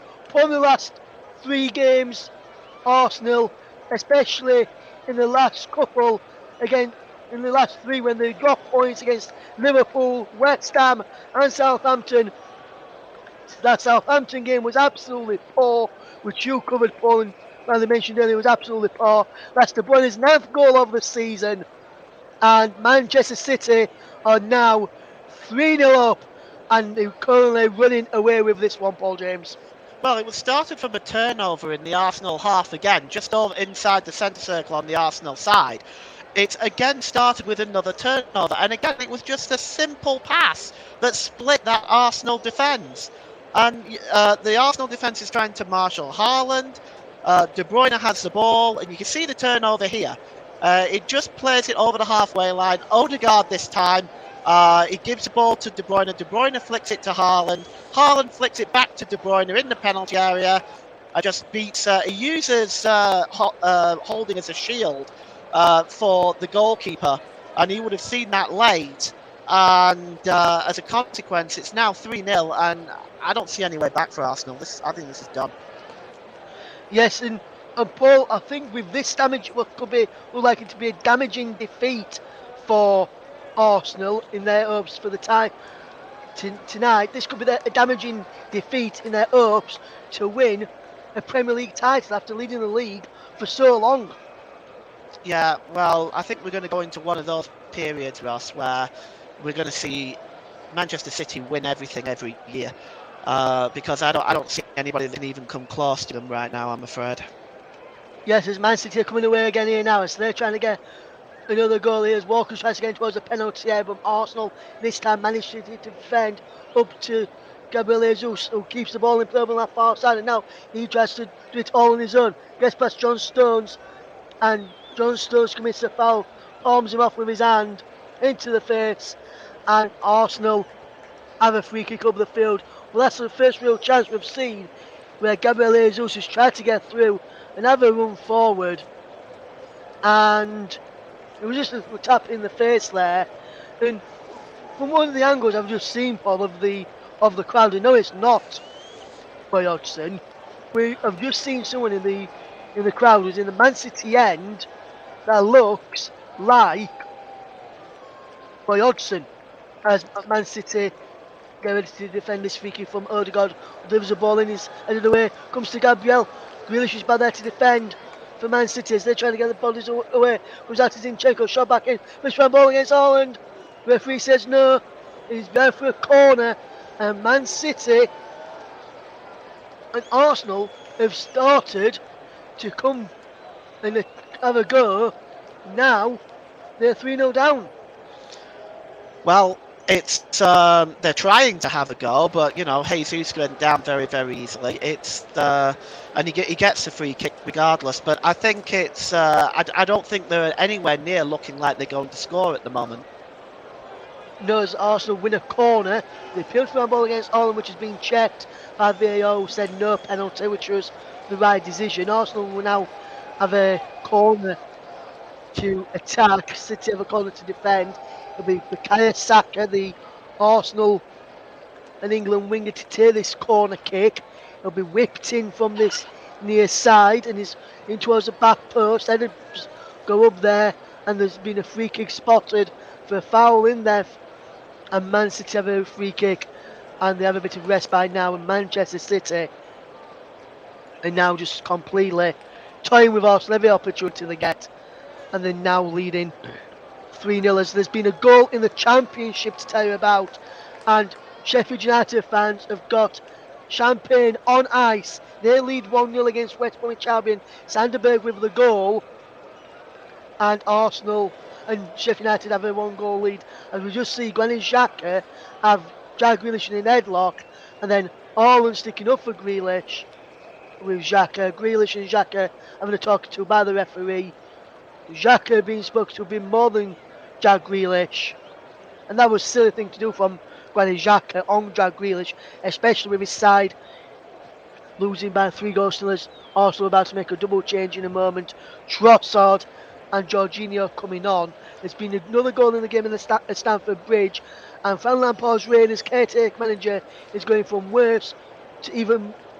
bad to worse, should I say. They now trail by 2-0.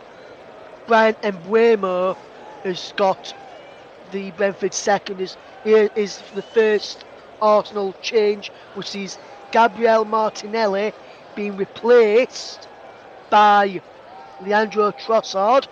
So Trossard coming on that left hand side, and Granit Xhaka, who I mentioned a few minutes ago, who did that thing with Grealish, is the other man coming off, and Jorginho is the man to come on. There's been another goal in the other game in the Premier League, and he's come in the City ground, and he's Nottingham Forest 3, Brighton Hove Albion 1. Morgan Gibbs-White has just scored a penalty there. Nottingham Forest with 3 crucial points in their bid for Premier League survival. But going back to the 2 substitutions there, Trossard has come on for Martinelli, and Jorginho on for Granit Xhaka will touch on Martinelli in a moment after Saka just makes way down this right hand side up against Akanji, and Akanji does well to tidy up with Ilkay Gundogan helping him. This ball is poured out. Will fall. Two substitutions there for Arsenal. Do you think the two substitutions, what do you think to the performances of, first of all, Martinelli and Granit Xhaka in this Arsenal side this evening? Well, it was probably the right decision to take Xhaka off. He has been known to have a bit of a temper. Martinelli has been absent without leave throughout the game, and there's just been. I think the changes have to be made, Ross, because at the moment it's just too one-sided right now. Yes, as Manchester City still lead by 3-0, and it's going to be a very one-sided game in the end. You're listening to the home of alternative commentary, the commentary hub, as here is Bukayo Saka for Arsenal towards the penalty area, still going. Cleared away there by Rodri, and he breaks now for Grealish to hit forward. Chest down by Rob Holding. Holding will play the ball on into Gabriel as Arsenal try and get back into this game. And Mike Riley mentioned earlier to me, Paul, that Holding needs to have a really good game tonight in the absence of Saliba, and he's had anything but a really good game, hasn't he? Yeah, it's not been a good night for Rob Holding. Not been a good night for Arsenal as a whole. I can't pick out a single Arsenal player who's honestly had a really good game, to be honest. Apart from perhaps Aaron Ramsdale, and even he was perhaps partly responsible for the first goal. Yes, and I think Ben, you can't really, if we were to, when you do pick your man in the match in a bit, Paul, I think he's going to be coming from a Manchester City player in the end, and we'll see who that is in round about 20 minutes or so time. Also said 25 minutes or so time. With about 5 minutes to go as Man City concede a throw-in over on that far side, and he's going to be taken by Alexander Zinchenko, as Man City will have to defend this Arsenal attack, which will be from a throw-in, which will be taken by Alexander Zinchenko. He throws the ball backwards though, so City can defend with the facing the ball rather than managing to retreat to go after the ball, which the man have to do now as Gabriel Jesus cuts in front of them. He's still going. Jesus can't pick out Odegaard, and now City can come away with possession. Here's Rodri driving at the Arsenal midfield and past Odegaard with ease there. Rodri can't get the ball through to Erling Haaland though, blocked by Thomas Partey, and it's now Man City 3, Arsenal 0. And when you look at the Man City team, Paul, tonight, there's been some good players out there who's performed really, really well. De Bruyne, Gundogan, Haaland, to name a few this evening. But is there any others that have stood out for you in terms of playing really good quality in possession? Bernardo Silva has also done very, very well. He's been part of that. When Jack Grealish as well, also when he's gotten into positions, he's dangerous. Ultimately, I think Arsenal have helped City along the way. Really, I wouldn't say City have ever really had to be at their very best tonight. As Gundogan goes for goal, and just over the crossbar in the end there from Ilkay Gundogan. Sorry, Paul. Yeah, no, that's okay. It's been one of them, hasn't it? It's you could probably pick out maybe 7 Manchester City players that could very easily win the Player of the Match award. They've been the better side by a country mile tonight. Absolutely. If you want to get involved with us and let us know what you're doing while you're listening to this one, you can do so. Tweet us at Commentary Live 1. Tweet us your thoughts on the game and let us know your overall thoughts on the match tonight, as we see Man City just keeping possession well. Man City lead by 3-0 here on the commentary. I'll be listening to the home of alternative commentary. Russ Vernon and Paul James is alongside me for this game this evening. Good to have Paul back in the commentary box as well as we get ready for this game. Wonder how the second half will continue to unfold, should I say, as Man City try an attack, but Grealish is fouled and there's a free kick to Manchester City. Akanji will take it, and there is Diaz back to Akanji now. Rodri back to Diaz, and Manchester City just knocking around with comfortable ease. We're waiting for the full-time whistles to go in the other Premier League matches this evening. We'll keep you up to date with those scores, and we'll go to those scores right now. It's currently Nottingham Forest 3, Brighton 1, Chelsea 0, Brentford 2, West Ham 1, Liverpool 2, and in the Championship is Sheffield United 1, West Bromwich Albion 0. Sheffield United fans are getting ready to celebrate promotion back to the Premier League tonight. Will they be the only Yorkshire side in the Premier League next season, or will Leeds United be able to hold on to their Premier League status and survive come the end of this game? As here is Stones to Rodri. Now is Kyle Walker, as Man City will try and keep hold of possession. Will they lose out as Thomas Partey picks the ball up just inside on halfway, inside the Arsenal half that was, and now he's played it to Gabriel Jesus, who moves out to that. He's moved out to the left hand side. Trossard and Jesus keeps switching to change on that left hand side now. Jorginho has moved into the centre of alongside Partey. He's going to a double pivot. This time it looks like he's going to a 4-2-3-1 with Saka, Odegaard and Trossard just behind the lone striker of Jesus, so keeps interchanging with Trossard now. Move from their 4-3-3 formation, which has started the game. Trossard is moved into that central role, it looks like at the moment, with Odegaard alongside on the right, and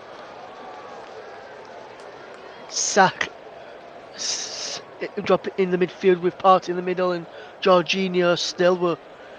There's Trossard, who can't keep the ball in play over on that far side, and Man City have a throw in as we see the Arsenal bench there having words. We see a few Arsenal fans still inside the stadium. A lot of fans at this point when Tottenham played in Newcastle at the weekend, at this point most of the Tottenham fans had already gone. They've left after like 20 minutes in that game on Sunday, Paul, when they were getting completely outplayed by Newcastle United, which was fun. If you was an Arsenal fan, you would have to say fun to watch. As a neutral, it was a fun game to watch as well. As here comes Kyle Walker over on that far side. Here is Rodri into Ilkay Gundogan. Gundogan will try and get the ball forward. As here's Leandro Trossard now for Arsenal. He's got Saka out wide of him. Will he go for Saka? He will. Trossard goes inside to Jorginho. Thomas Partey. And now here comes Gabriel Magalhaes. Out wide he goes to Zinchenko. Now Partey. Zinchenko once more. Further out wide to Gabriel Jesus over on that far side. The left now. Back to Arsenal through the midfield, and Zinchenko gets it back, and on this right hand side now is Ben White just inside the Arsenal half as he's forced back and he comes in towards centre circle, passes it across centre circle on far side on the left, and now here is Gabriel back. He goes to Rob Holding, who has not really covered himself in any glory tonight, as we see Man City 3, Arsenal 0. And Man City will keep Arsenal at arm's length and let them have the ball inside their own half, where they can't hurt Man City. And then as Arsenal go through the phases of the pitch and made their way into the City half, like they have done now with Jorginho, that's when City will come on to them and try and win the ball back and break in numbers and fast like they have done for the rest of the game tonight. You're listening to the Home of Alternative commentary here on the commentary hub. It's Russ Vernon alongside Paul James as Erling Haaland, can't pick out Kevin De Bruyne. He runs to Gabriel Magalhaes, who will come forward for Arsenal. The left centre back plays the ball into Leandro Trossard, who's onside. He clips the ball in for Odegaard, headed away by Akanji there. De Bruyne chests it down into the path of Jack Grealish, and Grealish goes down there, fouled by Bukayo Saka, and the two England men clash there as Man City make a substitution now. The captain, Ilkay Gundogan, is coming off to be replaced by Riyad Mahrez, and he's had a fantastic game, the Man City captain tonight. Paul, and not full wrong, has he, Ilkay Gundogan, this evening? Oh, and there's actually very few of them that have, Ross. They've all looked extremely efficient tonight. Collectively as a team, Manchester City have been extremely impressive. And it looks as though Arsenal are going to be making, I'm not sure if Arsenal are going to be making a change as well. I'm trying to work out if Arsenal have made a change as well. Yes, Emile Smith-Rowe has come on. We'll get confirmation who is replaced in a minute. I think he was the captain, Martin Odegaard, and he was. So Emile Smith-Rowe is now on for Arsenal. I wonder if he can try and get Arsenal back in the game, but with the way Arsenal have played tonight, Paul, I don't think even he could get Arsenal back into this game. Do you? No, this has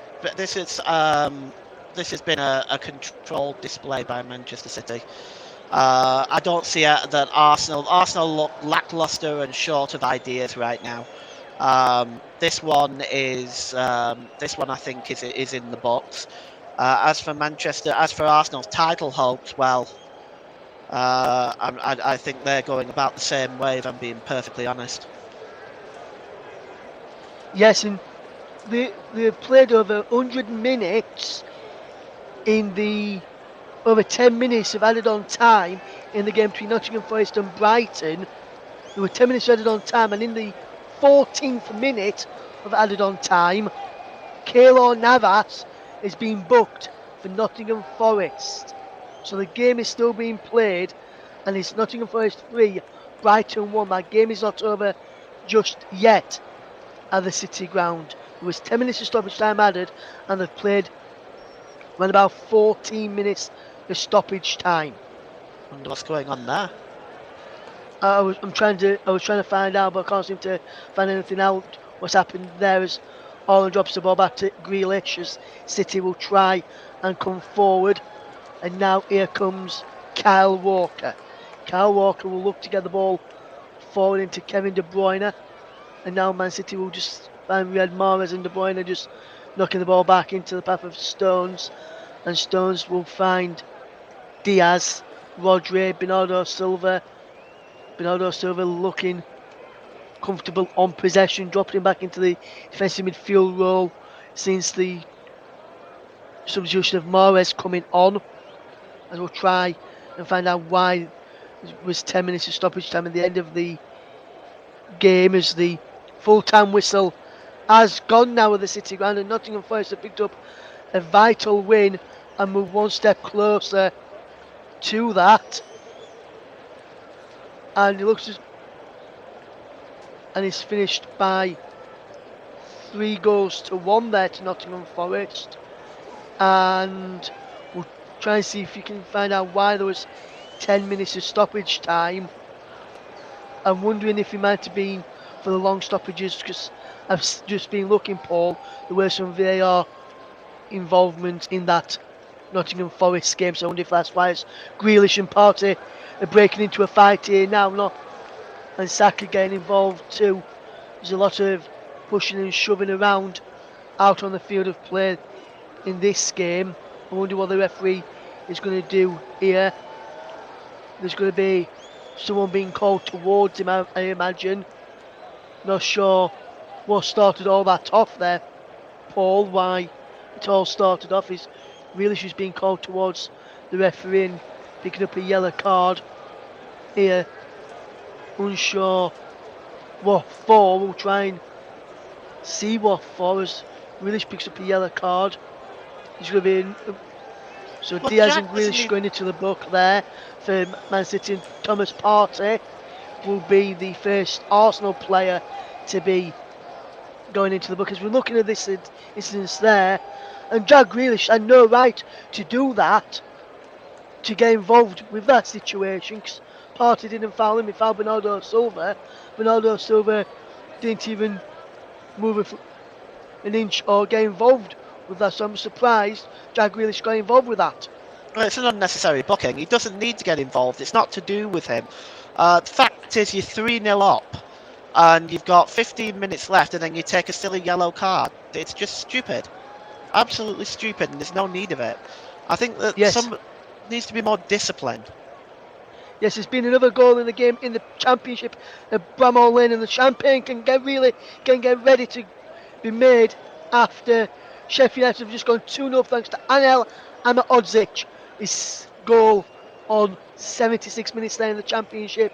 Full-time scores coming through from the early kickoffs in the Premier League as we see confirmation of the bookings for Grealish and Thomas Partey there in this game. 5 straight defeats for Frank Lampard in caretaker charge of Chelsea as they lose 2-0 against Brentford. West Ham were 1-0 up in the game against Liverpool. They have now lost by 2-1 against to Liverpool. West Ham 1, Liverpool 2 in that game in the Premier League as well. So all the early kickoffs in the Premier League are finished. We'll keep up to date with how Sheffield United going as here comes the Kanji for Manchester City in our game though. Brilliant bit of play out wide to Jack Grealish. On this near side on the left. Grealish still going. Tries to get the ball back to Akanji. He does. Akanji tries to get the ball across. He can. Cut out by Jorginho. Jorginho gets the ball away to Saka. Saka is around the corner from Bernardo Silva. Grealish goes down. Saka comes away with the ball into Leandro Trossard. Back to Thomas Partey. On a booking, you may remember Thomas Partey. As now, here is Saka. Drops the ball back into Ben White. Just as his own off. Julian Alvarez is about to come on for Manchester City. I wonder who that will be for. It would surprise me if it's for Erling Haaland. Paul and resting him with some big games around the corner for Manchester City, including the including the Champions League games with Manchester City. Man City's games coming up this weekend. They play Fulham away, then they've got West Ham at home, Leeds United at home, and then Real Madrid, the Champions League first leg coming up. That's their next 4, and then the 5th one is against Everton. So you'll be surprised if it's Erling Haaland who comes on, who should I say comes off for Man City as Arsenal win a free kick.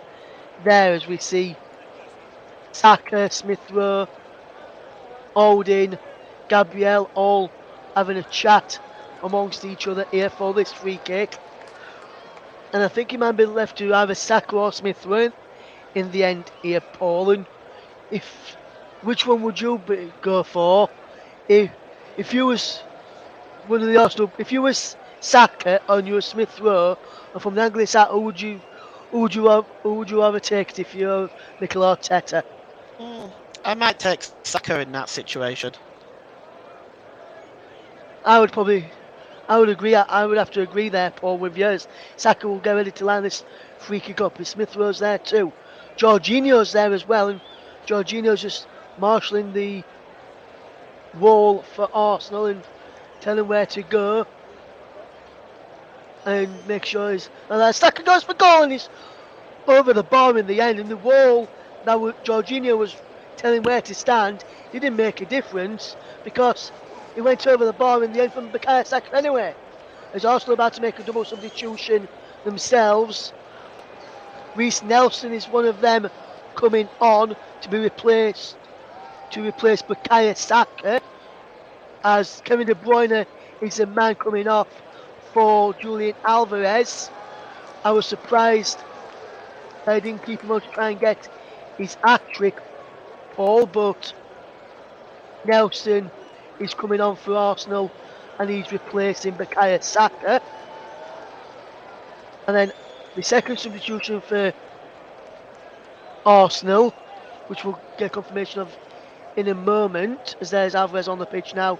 Kevin De Bruyne takes the round of applause from the City benches. Jesus and Saka has come off, and is Nelson and Nketiah who have come on. And we were speaking earlier about Granit Xhaka, about Gabriel Jesus against his former club, Paul, and he's not really done it today, has he, against his former side? No, but he hasn't received the service either. Like I said, the entire Arsenal team has been poor from start to finish. Yes, and are you surprised that Kevin De Bruyne's been substituted by Pep Guardiola, especially with him on an hat-trick? No, not really. I mean, it could have been him or Erling Haaland. It could have been any one of them. Both of them have done their job tonight. So, I mean, I think it could have been a toss-up between one or the other, to be honest. Yes, as is the head from Rodri as to send Walker chasing to try and keep the ball in play, which he does. Now Riyad Mahrez picks up the possession just inside his own half, back towards his own goal, and there's Ruben Diaz who will play the ball into the path of John Stones, who drops back into defensive. The centre-back role now is Riyad Mahrez, and now ball from Walker. Will he try and go down the line towards Haaland? No. Goes back to John Stones, who goes all the way back to Ederson. Good bit of play this. Rodri gets it back to Stones, back to Ederson. Ederson takes a touch, sprays it out wide to this left, and the Akanji. Akanji goes back to Diaz, who takes a touch inside and then clears it right-footed down up towards the head of Haaland, but he's outbeaten by the head of Gabriel onto Saka. Now Eddie Nketiah. Eddie Nketiah running towards the Man City left-hand touchline. And he gets it back to Alexander Zinchenko, goes in field. Here's Partey, spraying it into Benjamin White. White drops it back to Rob Holding. And now there's a cross there into the path of Gabriel. Smith Rowe spreads it into Thomas Partey. And now here comes Arsenal in possession. Can they get a consolation goal in this game? About 9 minutes left here, Paul, in the game. 89 minutes left in this game, Paul, between Man City and Arsenal. What have you been impressed with the most about the second half performance from Arsenal, if anything? But you can come back to me on that moment in a minute. As Nelson is breaking through here now. Plays out wide to Nketiah. I'm found your answer to that question there, Paul. Nketiah with a low ball across, and it goes wide of the goal and behind for a goal kick. The Paul, has anything impressed you about the Arsenal second half performance? Well, not really.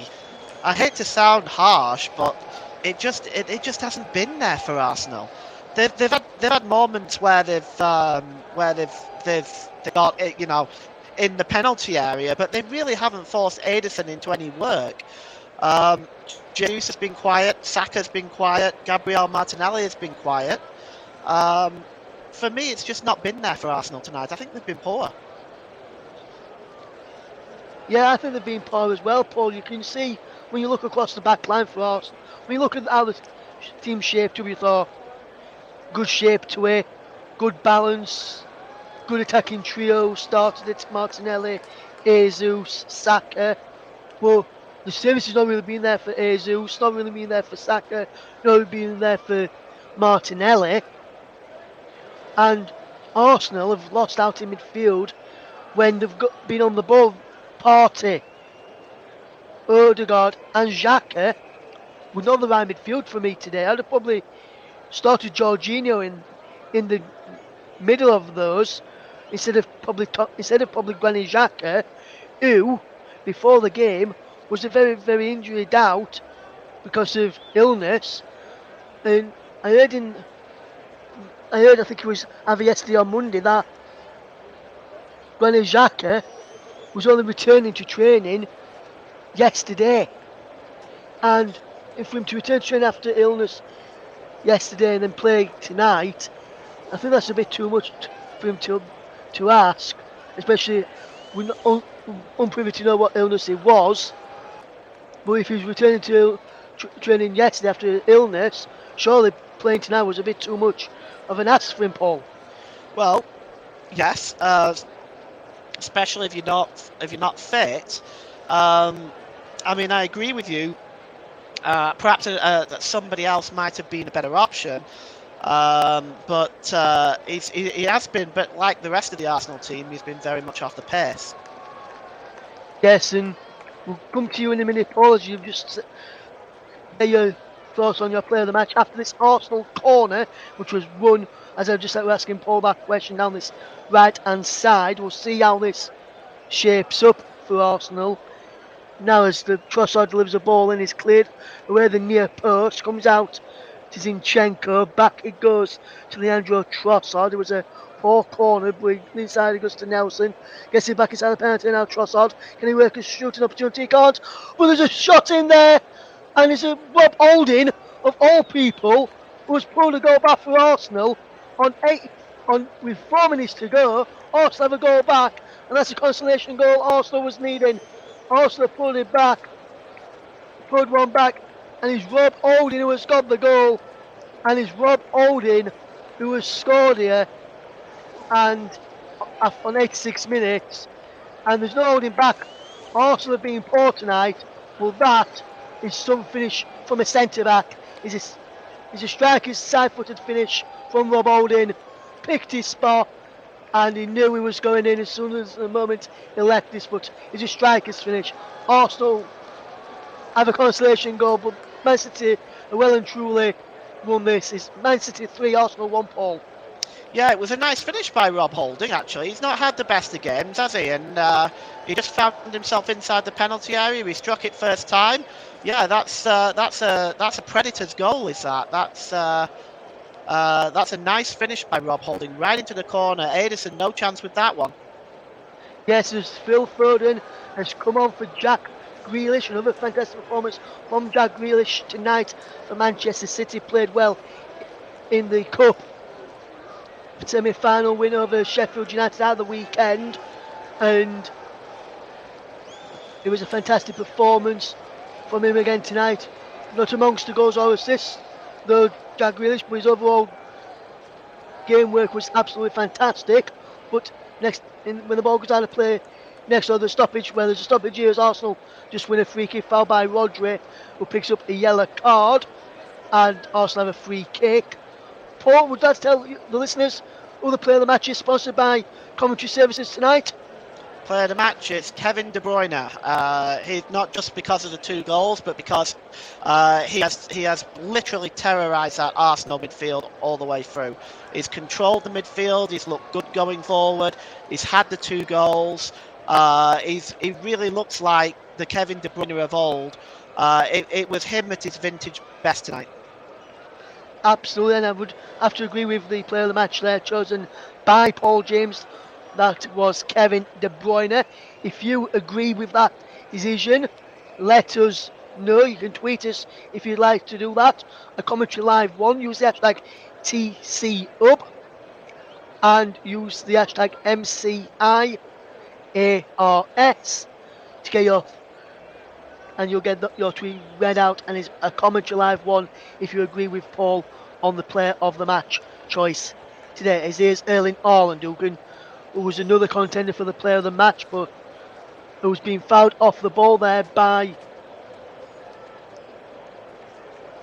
and Thomas Partey has committed a foul there on Erling Haaland, and Man City players are wanting him, and fans are wanting a red card there. Michael Oliver straight away said no.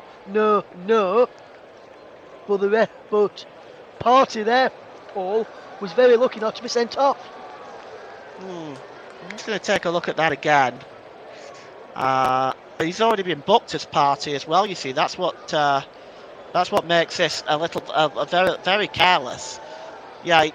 Look, you see, he doesn't need to do it. That's the thing. He doesn't need to do it. Yeah, it's a silly thing to do because he's risking suspension. Yes, as here comes Foden who tries to get the ball forward. It breaks now for Manchester City as they're trying to come forward down this right hand side. The ball is played out of play in Arsenal tonight. I've been posed with C. There is a minimum, and I think City fans will probably cheer because they've got a chance to get more goals, and Arsenal fans will cheer because they've got a chance to equalise. There is 5 minutes added on time in this game. 5 minutes added on time is Man City 3, Arsenal 1. And we've got 5 more minutes of this game, Paul, and what has been an exceptional watch this evening. Yeah, it's been very one-sided traffic for the most part, but I think it's been rather enjoyable to see City play this way. And I think when it comes down to it, I don't think that a better team in the world at the moment than Manchester City. Yes, there's talks that Man City are one of the best in the world right now, like Paul has just rightly mentioned. Are Manchester City the best in the world right now? If you want to tweet us, you can do so. Tweet at Commentary Live 1 and get your comments in there. You can put it in the live chat, whether you're listening on YouTube or on Twitch, and we'll read it out for you as well. Are Manchester City the best in the world right now as Manchester City lead Arsenal by 3 goals to 1 this evening. The ball is played up towards Julian Alvarez, who's been out jumped there by Rob Holding. The ball has been hacked forward though by by Riyad Mahrez, and then Rodri tried to hack it forward as well. Haaland can't get on the end of this as Rob Holding picks up the ball.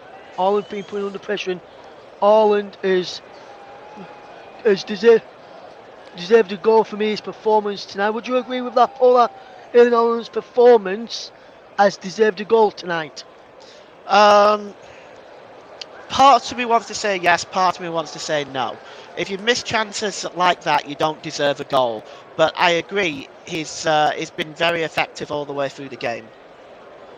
Yes, absolutely. And but some of the chances where he has missed, Ramsdale is going to good positions to make the saves though as well, Paul. So you can't really put just.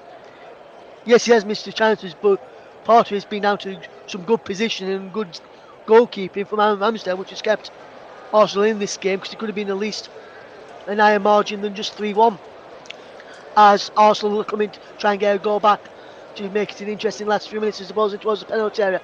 And Arsenal with Rodri up against Rodri trying to get the ball back inside Man City's half as Mahrez has just slipped in there. Zinchenko slipped and Riyad Mahrez is away. Wonderful brace from Manchester City can make it 4. But they can't pick out the right pass there. Akanji nips in to get the ball. Free kick to Arsenal being given. Taken quickly as Trossard now breaking away down the left hand side in towards Nketiah, who can't get there. And Man City get the ball back. End to end stuff at the moment. We'll fetch you back in a minute, Paul, to get some of your more thoughts on the game very shortly. Last few minutes as Haaland is away with the ball in. Man City have just won a free kick, or no, the referee says play on as Man City have got the ball. And Rodri just plays it to Kyle Walker. Haaland has lost his airband now and has to run around with his hair down, which we don't see very often as Man City win a free kick. Foul on Riyad Mahrez by Eddie Nketiah. And Paul, Riyad Mahrez since he's come on has looked good tonight. He looked good in the FA Cup semi-final on Saturday, got the hat-trick in that one. And since he's come on tonight, he's caused Arsenal problems down that right-hand side for Manchester City tonight, hasn't he? Yeah, absolutely. Since he's come on, he's been effective and he's worked at breaking down that Arsenal defence. And I have to take my hat off to him. He's a good player, but he's part of this Manchester City squad that is just outstanding. They've got all these superstars, and because the squad isn't huge, they can rotate them. Yes, here's Foden on the edge of the penalty. Through to Erling Haaland! And there is Erling Haaland's goal! And there is Manchester City's 4th goal of the game! In the 95th minute, that almost wraps up the 3 points if it wasn't already wrapped up. Erling Haaland has his goal. Man City have a fourth. Man City 4, Arsenal 1. And that's 49 goals in all competitions for the season. And Erling Haaland, you can never keep him quiet. It was inevitable he was going to score. And Erling Haaland now holds a record in the Premier League, which I'll tell you now. Erling Haaland holds a record player, 33 goals in the Premier League for Erling Haaland, 49 in all competitions. Is Manchester City 4, Arsenal 1, and there's our goal I mentioned, Paul, that I thought Haaland's overall play deserves tonight. Yeah, I have to say it's that deserved a goal because I mean his finishing there was very clinical. Uh, again, no, I'm not sure about Aaron Ramsdale there, but I think it's just been part of this Manchester City performance tonight that has been absolutely sensational. Yes, and there goes Paul the final whistle and the full-time whistle, and Arsenal's solid evening has now come to an end. It's finished Man City 4, Arsenal 1. De Bruyne started the scoring all the way back on the 6th minute. Stones added a second in first half stoppage time. Well, it could have already been at least 2 or 3-0 up by that point. De Bruyne then added a third on 54 minutes when they could have had more goals in the end of the game. He was then holding up Wood one back and gave Arsenal a glimmer of hope of getting back into the game. But then, in the 95th minute, Erling Haaland sealed the victory. Ben White and the Man City players trying to clash with each other here. Jorginho getting involved. I'm not sure what went off of the full-time whistle there. Well, all the benches are on the field of play, separating the two teams. But Manchester City tonight, Paul, they've just put on a demolition job. Oh yeah, they've been superb from beginning to end. They fully deserve this 4-1 victory, and it's just a shame it has to end in a little bit of ugliness. Yes, absolutely, Paul. Absolutely, my friend. And Paul, if I were to ask you for your pick of the bunch in terms of the goals tonight, which goal did you enjoy the best? Well, I actually liked John Stones' header. Actually, I thought it was really well done. The free kick in was superb, and it was just right there on the edge of the 6-yard line to just head the ball into the net. Kevin De Bruyne's second goal as well was really well worked. So there was a couple there that I thought that were really good.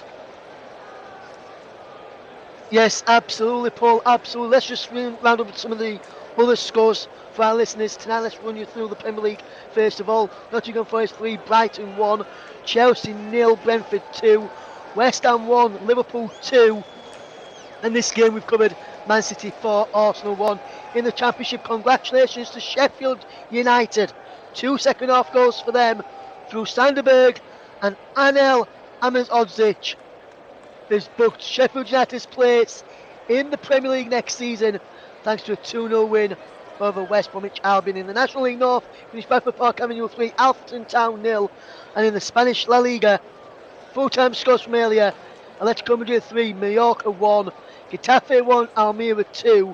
Then at half-time in both of the games, which kicked off at 9 PM UK time, is Celta Vigo 0, Elche 0, and Rayo Vallecano 1. Barcelona 0. But Paul, just before we do let you go, we'll get your thoughts on just want to get your thoughts on the overall points for overall thoughts on the game this evening. And you've got to say it was a comprehensive and very comfortable victory for Manchester City this evening. Yeah, it was very straightforward. The performance was really good. It was excellent, and they were just well in control from beginning to end. To me, there was no, this match was never in doubt at any time, in my mind, at any time. And Arsenal, well, where do they go from here? But I don't see much of a chance for them now. in terms of the title race when City are playing like this. Absolutely, Paul, absolutely. And just on Chelsea tonight, 5 straight defeats for them, Paul, now under Frank Lampard. And I've just seen a tweet here now, which I'll just read out to you from, and I'll tell you, the listeners, who it's from as well. It's from Colin Miller, who is a journalist at the Daily Mirror newspaper. He says, Frank Lampard was sacked with Everton 20th on a losing streak, the relegation rivals who couldn't beat anyone else at the time. Walks into the Chelsea job, loses the first 5 games without any identity or sense of vision, will almost certainly walk into another Premier League job within a year. Where do you think it's all gone wrong for Chelsea and Frank Lampard since he's come in, Paul? He shouldn't have taken the job. It's a carry on at Chelsea. It's an absolute carry on. He shouldn't have taken the job. To me, it was. They started off by firing Thomas Tuchel. Look where they were when they fired Thomas Tuchel, and then they brought in Graham Potter. And with the greatest of respect to Graham Potter, he's not in the same league as Thomas Tuchel. So Graham Potter doesn't work out, so they then fire Graham Potter, and now they bring in Frank Lampard, who they previously let go, and has struggled to keep Everton in the Premier League. But they think what do they think he's gonna do? No idea, Paul. No idea, Paul. And we'll just leave away from the Premier League just for a moment or so, Paul, and then I'll wrap up the rest of the programme myself very shortly. But I just want to get your thoughts on Sheffield United, promoted from the Championship tonight. Congratulations to Paul Eckenbottom and his staff over Bramall Lane. Sheffield United were 16th in the Championship when they appointed Paul Eckenbottom in November 2021. In his first season, he guided the Blades to a top 6 finish. In his second season, he's led them to an FA Cup semi-final, which lost 3-0 to this Manchester City side, which we've seen tonight. Obviously, not the exact same one, but the same squad of players. And then an automatic promotion. What a job Paul Eckenbottom has done at Sheffield United, considering they were 16th when he took over. In his first season, he got them to a top 6 finish. Second season, automatic promotion in the FA Cup semi-final. What a job Eckenbottom has done at Bramall Lane. Yeah, he's done a fantastic job. Obviously, that team has really only been second to Burnley all season long. Again, no, it's going to be a challenge to keep them in the division next season. Yes, and just going back to, well, we're just in the Championship there, you mentioned about Burnley there. I know we touched up on it at the beginning of the programme, Paul. But let's touch on it at the end of the programme as well. With Burnley getting the title yesterday, and I know yourself and JB are very happy. They lost the unbeaten streak at Turf Moor of the weekend against QPR. They could have got the title when they played against Reading on the 15th of April. They dropped points there in a 0-0 draw. They could have got it to when they played Rotherham. They dropped points there. They could have got it to Tottenham against QPR. They dropped points there.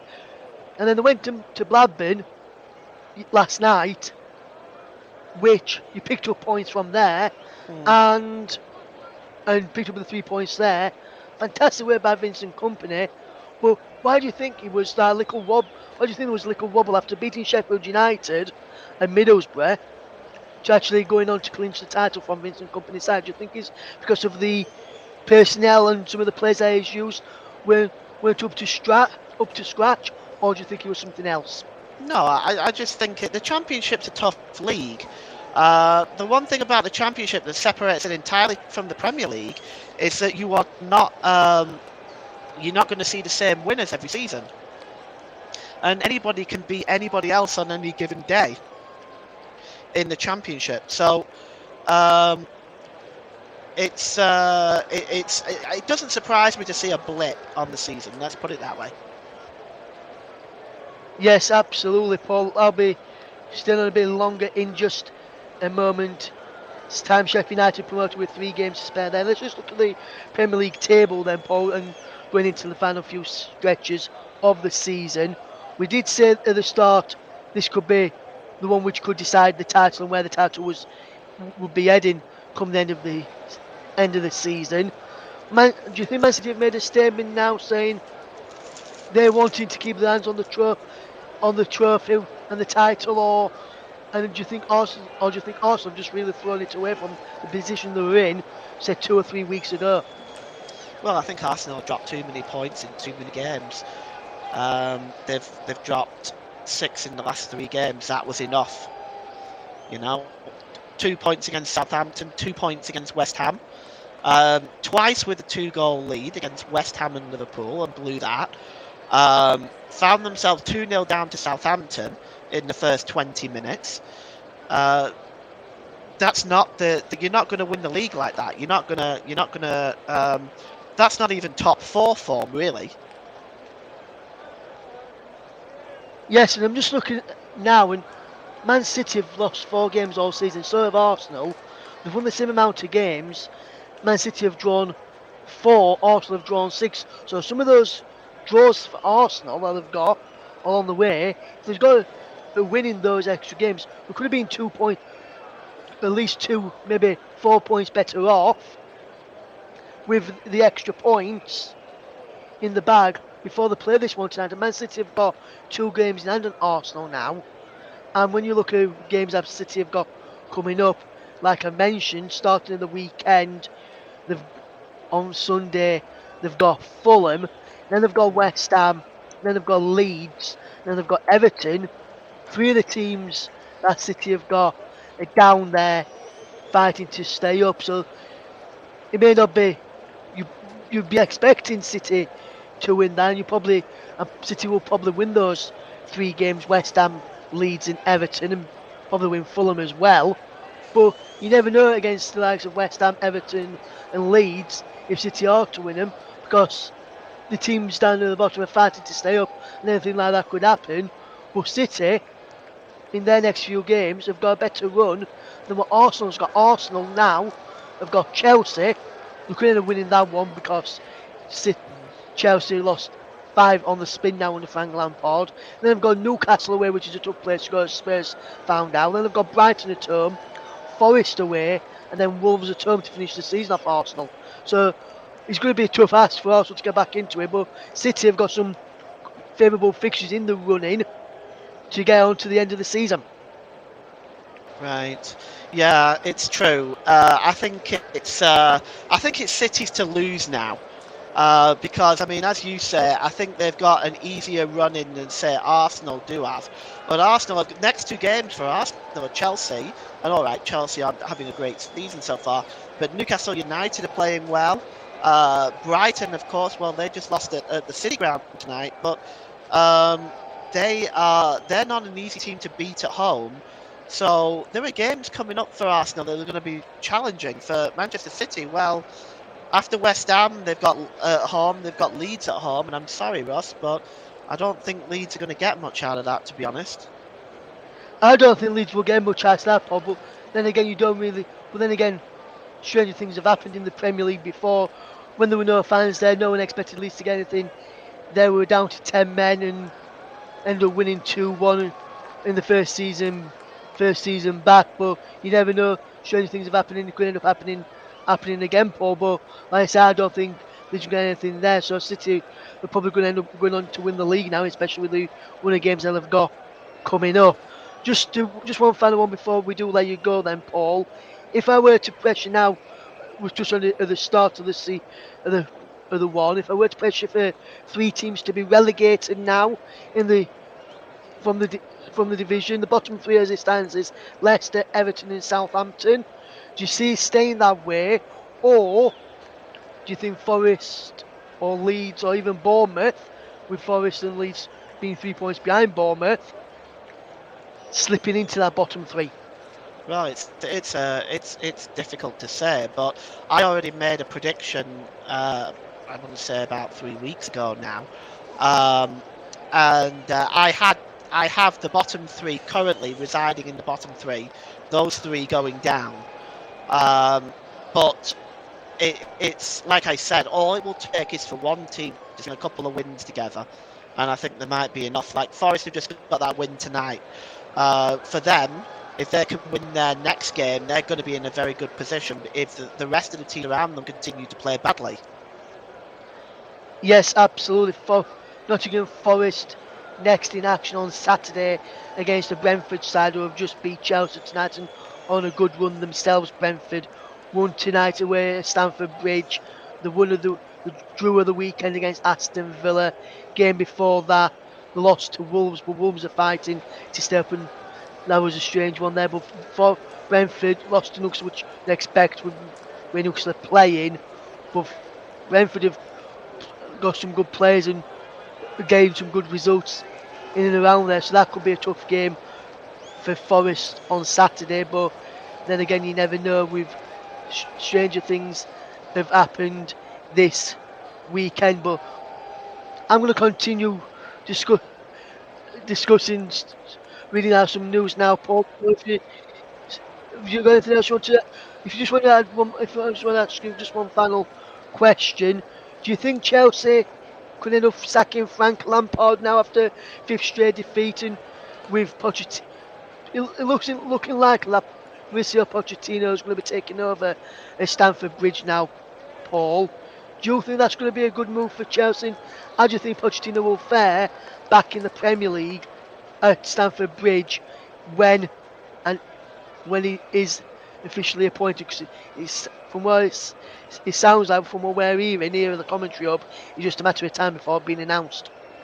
I don't know why he would want to take that job. I have no idea. And as for whether or not they're going to sack Frank Lampard before the end of the year, what would be the point? You know, you've hired Graham Potter to do a job. Then you got rid of him before.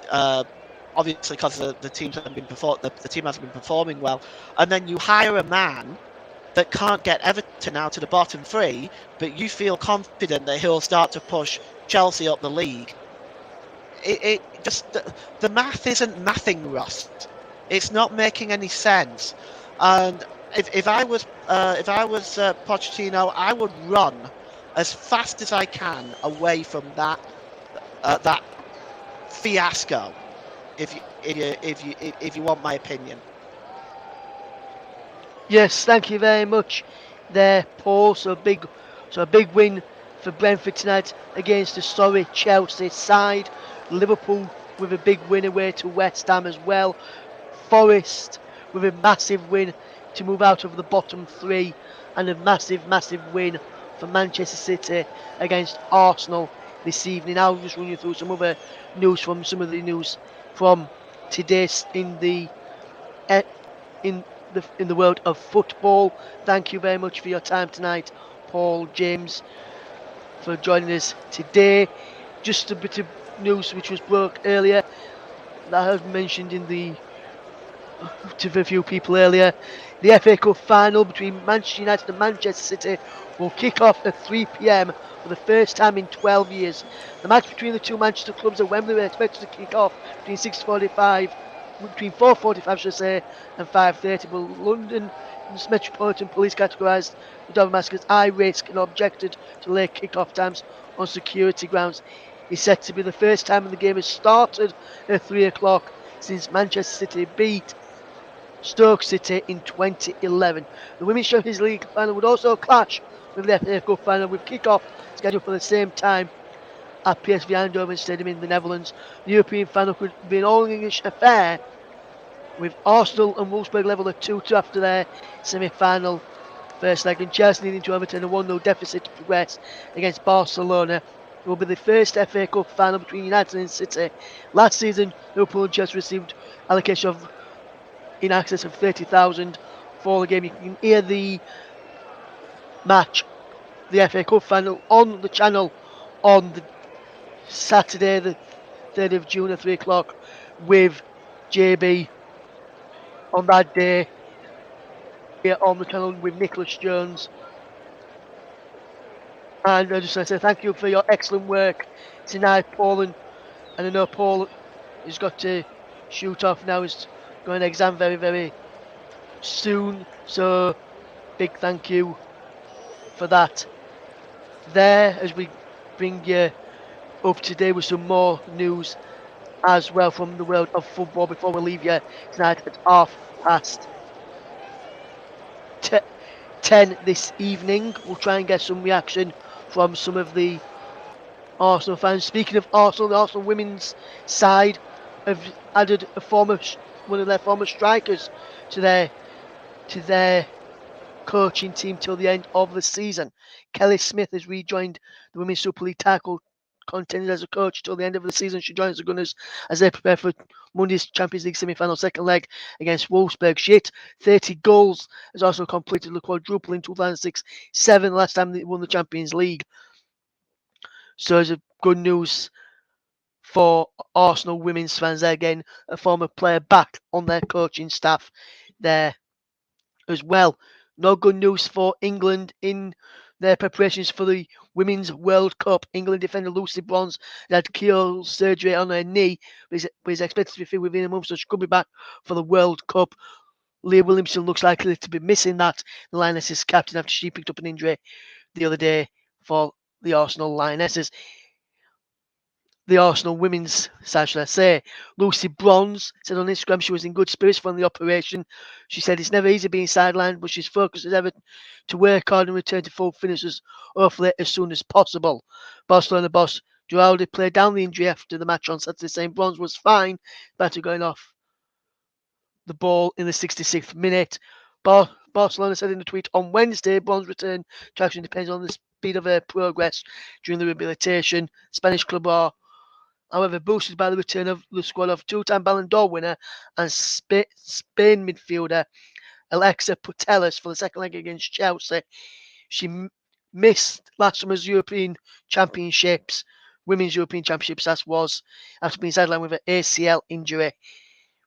The uncertainty over Bronze's list of injury was for the Lionesses boss Serena Wiegmann, who was already without several key players, including captain Leah Williamson and winger Beth Mead, who are sidelined with ACL injuries.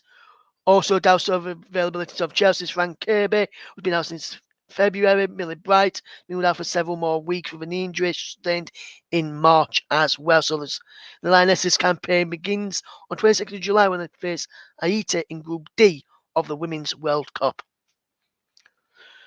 Some big moments then coming up in the title race as we get ready to see some of the action. Let's see what some of the fan reaction is on social media to this Manchester City Arsenal game this evening. Let's see what they've got to say regarding this game this evening. Let's have a quick look at what some of the supporters of both sets of fans been saying tonight regarding Manchester City and Arsenal. And we'll start with some of the Kelvin Manaya N says Arsenal man finish number 3. One of the back page headlines in the papers after this game tonight, simply the best. De Bruyne peerless as title decider turns into one-sided thrashing. He says there as well. So Samuel Abiri says, atrocious gift today, but I still love you, Arsenal. Still definitely awful. I won't be awful after that, my friend, but you can still be after what I've just witnessed tonight. Also, some more here, should I say. GSAOAHOTA32 says, I said City will win the league before the World Cup, and they called me a madman. They called me an hater. And Man City tonight. Dame Agunda says, this is what separates boys from men. Till next season, Arsenal buddies. Erling Haaland, listen to this. Erling Haaland is now our record holder for the most goals in the Premier League in the 38 Premier League game season with 33 goals. Mo Salah had 32. Haaland has also got 7 assists now what a player Erling Haaland's turning to be in the Premier League. Another one says, it's sad and how easy the momentum went down. Still until the next one. They say there as well. They also go on to it, says, there's no good getting all angry about it. City are miles ahead of us in every single department. This is from Simon. Well, except the fans, he says, we were never going to win the league. Stop with the anger. We're a young team going places. Stand by your club, and I agree with that. And let's have a look, see if there's any more before we go. Russia _21 says, this club gets me bullied. I have no self-respect left because I have to go and face humiliation again. I don't care we lost. I care that we played so rubbish, so scared of conceding that.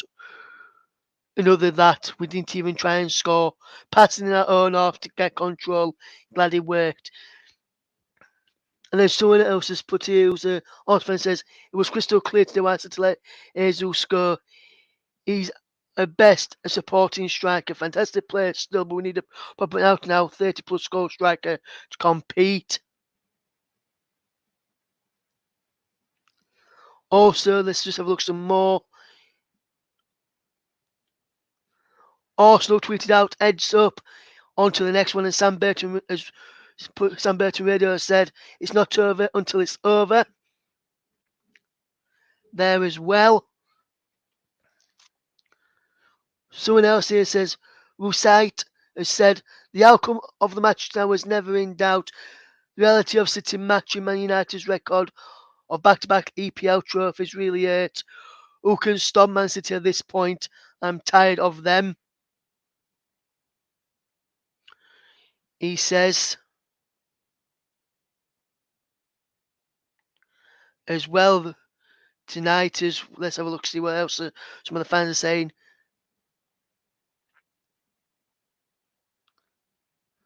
On social media tonight, another one. Gil says, today's game shows us we lack good quality players. Don't get me wrong, we're a good team, but we know the level of City. We did well this season, but next season, after we had a few world-class players to this squad, Arsenal are going to be unstoppable, he reckons. Interesting point there. As we look here, T-Radio says, Arsenal have been silenced by Manchester City when it mattered. Fans from the teams below the pecking order bar to the two dormant teams this season must be smiling ear to ear, cheering on the citizens. Etihad remains blue. A Kevin De Bruyne masterclass, and it was a Kevin De Bruyne masterclass tonight as well. Absolutely fantastic performance from Manchester City. They never looked threatened at all. It was like they never got out of first gear as well tonight. As we trying to look at some more here as well. Someone who said, now Nana Uzwell says Zinchenko should have come on as a sub for 20 minutes or less in his opinion. In their opinion, I say little offered in terms of defence. Looking back at the first half. Shotter, who's an ambitious gunner, says, why are some gunners so selective in their scapegoating? Gabriel Jesus went missing all game. Partey gets done by De Bruyne and Haaland over and over, but Ramsdale and Holding are the villains. I thought Ramsdale kept Arsenal in that game tonight. Don't get what he's saying there.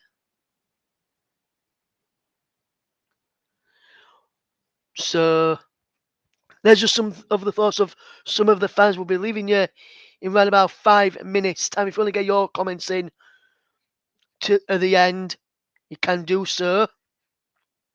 Tweet us a Commentary Live 1 to get your thoughts in on the chat tonight. Hopefully you can join in with that this evening. We're going to leave you in a minute or so time. So thank you very much to everyone that's listened tonight. It's been a really enjoyable broadcast. Really enjoyed this one, and hopefully you couldn't tell I not done a big game like this in my commentary career before until tonight. And hopefully you all enjoyed it as Sheffield. And congratulations once again to Sheffield United, who get promoted to the Premier League tonight. But tonight, it belongs to City. The Premier League title race is well and truly on. Manchester City are never going away, were they? They were never going away, Manchester City. It was always going to be one way. It was always going to be one-way traffic. Big thank you to everyone who's listening tonight. It's been a fantastic coverage bringing you this big Premier League game. Manchester City were now comfortable winners in the end by 4 goals to 1. Big thank you to everyone that's tuned in tonight. If you have listened, leave a comment down below and get your thoughts in. And leave a like on any of the videos if you listen to it on YouTube. Make sure you subscribe. Make sure you hit that notification bell. Notified when we go live tomorrow with championship action as Rotherham United take on Cardiff City for a play in their battle to stay in the championship. I'll be live at the stadium for that one, watching it in person. Nicholas will be live here on the commentary hub, bringing you alternative off-tube remote commentary. We'll make sure you join Nicholas for that one. But Arsenal, the title hopes are now in tatters after City masterclass, thanks to goals from Kevin De Bruyne with a brace, John Stones and Erling Haaland. Rob Holding with a consolation for Arsenal, but Arsenal's title hopes now hanging by a thread. Thank you very much for listening. Until next time, I'll see you very soon. Take care. It's goodbye for now.